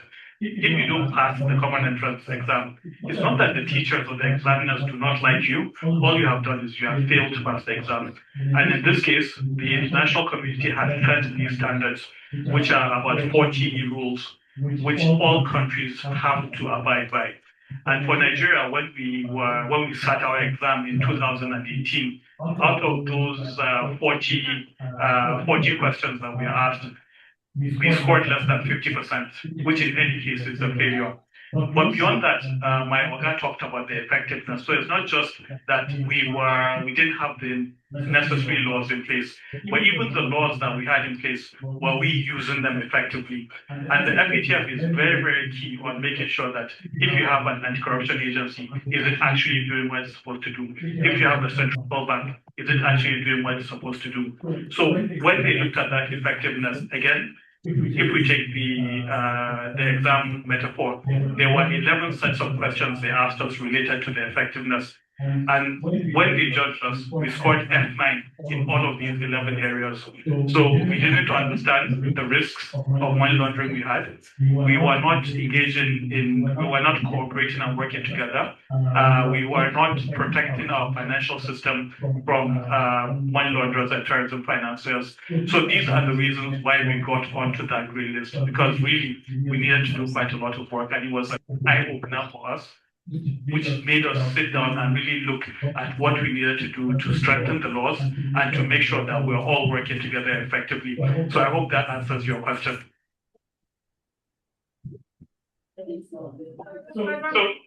I think there was a question on the blacklist as well. So, as you said, there are two stages. There's the grey list, which is the first stage. And when you are put on the grey list, it says, okay, as a country, we have agreed to work and address some of these issues that you've identified.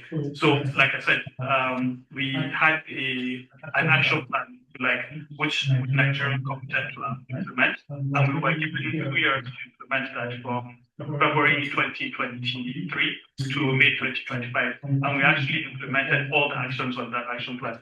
Implement that action plan.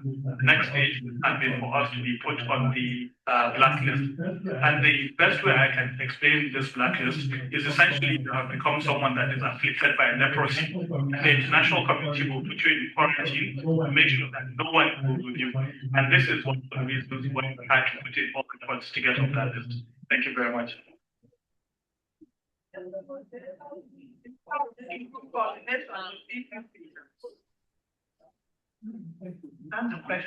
Thank you very much for your question.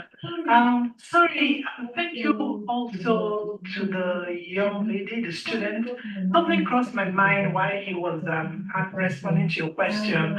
And I was going to say that the grade list looks like you didn't do well at school, like you do. And yes, the teachers have looked at your work and they think that you need a lesson teacher, someone to coach you so you can do better. And because they really want you to do well and go to the next stage.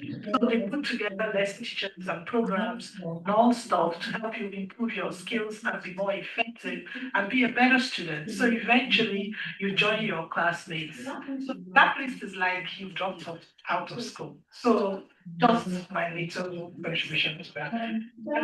Then I want to respond to the question that was raised by the man in the blue cap. The question, correct me if I'm wrong, but the question appears to wonder around reporting of corruption cases. Okay, and you the Public Complaints Commission.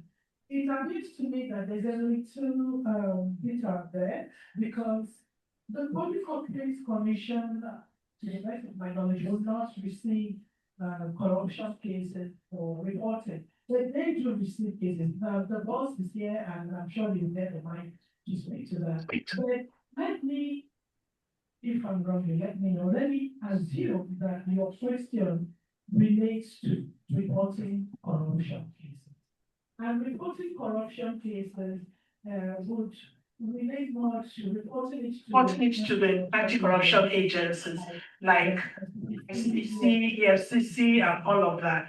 And I don't know whether you are referring to how they reported witness protection whistleblower. Is that what you mean? Okay. Thank you. Because I got that a bit when we were talking. And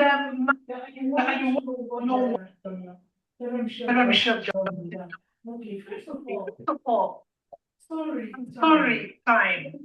Okay, first of all, the Ministry of Justice works in collaboration with the other agencies, ICBC, EFCC, and that will receive this kind of report, protect the witness from victimization. And in this case, it means that if you have valuable information to bring, you are going to be protected from bringing it. There are procedures for doing that, and that they will put you through those procedures to ensure that going forward you are not victimized by those who are affected by the information that you bring. I don't think I have to be more.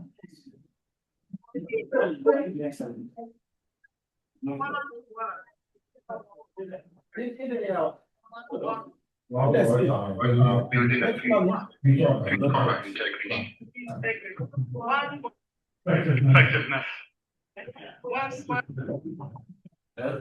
Agency relation. Collaboration.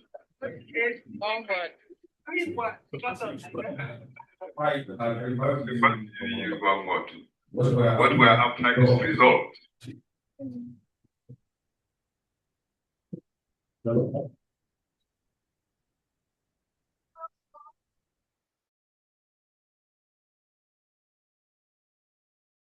Thank you. Also, for the final. All right, thank you. Please, a round of applause. Right, thank you. Please, a round of applause for our panelists as they step forward. And at the same time, I want to quickly invite Mrs. Boseli Tugar of Tugar for the well-anticipated results of our debate, and of course for the closing remarks. Madam. Thank you, sir. We are moving to the last stage. I would just like to make a very little comment about our students debating where we have girls. I think we have to emphasize that these debaters must be made. You know, we tell them that they have their own choice to choose. But I think next time you will write and say, please, we want to make things. Thank you. I want to use this opportunity to thank all directors from the IAC, the General, the we appreciate you, we say thank you for coming. Now we move quickly to the results. We want to strongly thank our panel of judges, Mrs. Tugar-Iatt, Mrs. Amaka Nwase, who are Chief Taxpayer, for the rigorous calculations and to ensure, because the competition was very, very high. We see the children speaking. We don't have any loser here, so that we just need to announce a school to be the winner. Now we give class to the participating school, all the schools that participated. That's just as I said, this journey started in November 2025. Please, can we call on Footprint School Guaripa and one Dr. Fawale DA from a director from the Office of the Auditor General to do a presentation. Yes. Footprint Guaripa, please. Two students from Footprint Guaripa come and have. Okay. After Footprint, we want to have Federal Science Technical College for Rosso. And Barrister John, the director of the NJDA. Now, Dr. Fawale will do the presentation to Footprint School Guaripa.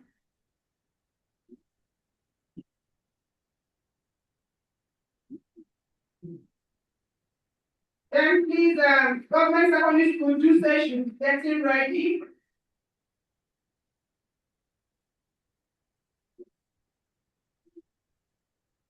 We want to sincerely thank all the teachers for their time and effort in grooming the students. Thank you, Dr. Fawale. Now I want to call Barrister John to come and do the presentation to Federal Science Technical College for Rosewood.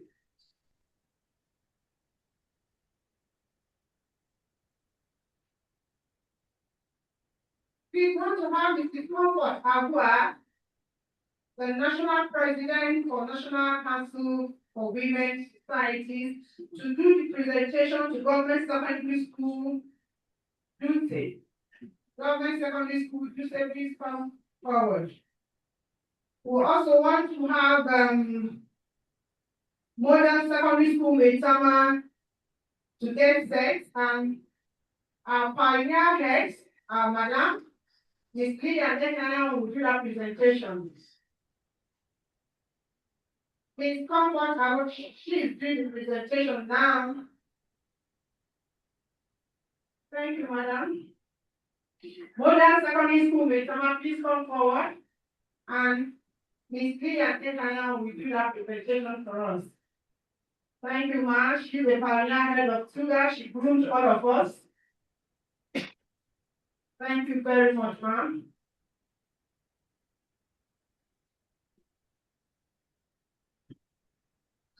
We have Federal Boys College. Apo, please come forward. Federal Boys College, Apo, and we have Mr. Int'L Eprita the director from 9DEC, please do the presentation.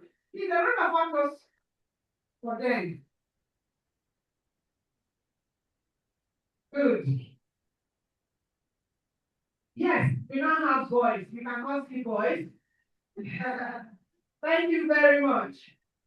Now, they cross all the days. Highly competitive. Highly excellent. Because we are so competitive, and one who must go with the trouble. Now, I'll call the results. Yes. I want to call on our Honorable Chief Commissioner, Public Complaint Commission, Honorable Bashir Abubakar Eleka, and the head leader, Mrs. Jane Umbrella, with this special presentation. The results. Government secondary school, the overall score 71.4. Please, a round of applause. Oya secondary school Metama 78. A round of applause. Stand up for the champion, for the champion. Stand up, stand up. For the champion, stand up. The camera, no, no, they only. Come out. Please, speakers, come out. Come out. Our Honorable Commissioner is waiting. Oh, I'm fine. It's good. Thank you. That one will take you. You all did well. The two schools did very well. That one will take you to the end. We all witnessed it. Congratulations to Modern Secondary School, Metama. There is the winner of the competition 2025 school debate. Organized by the Interagency. Thank you.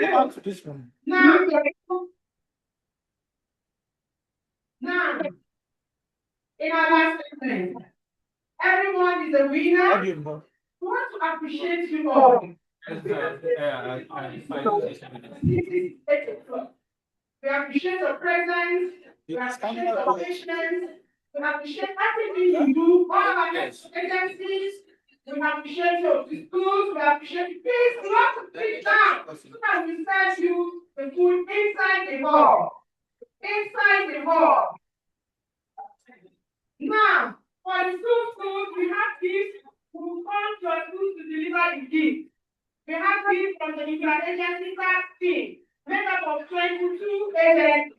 Please, for your refreshment, it will be better and more food for us to eat.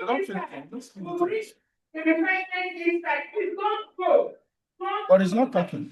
Thank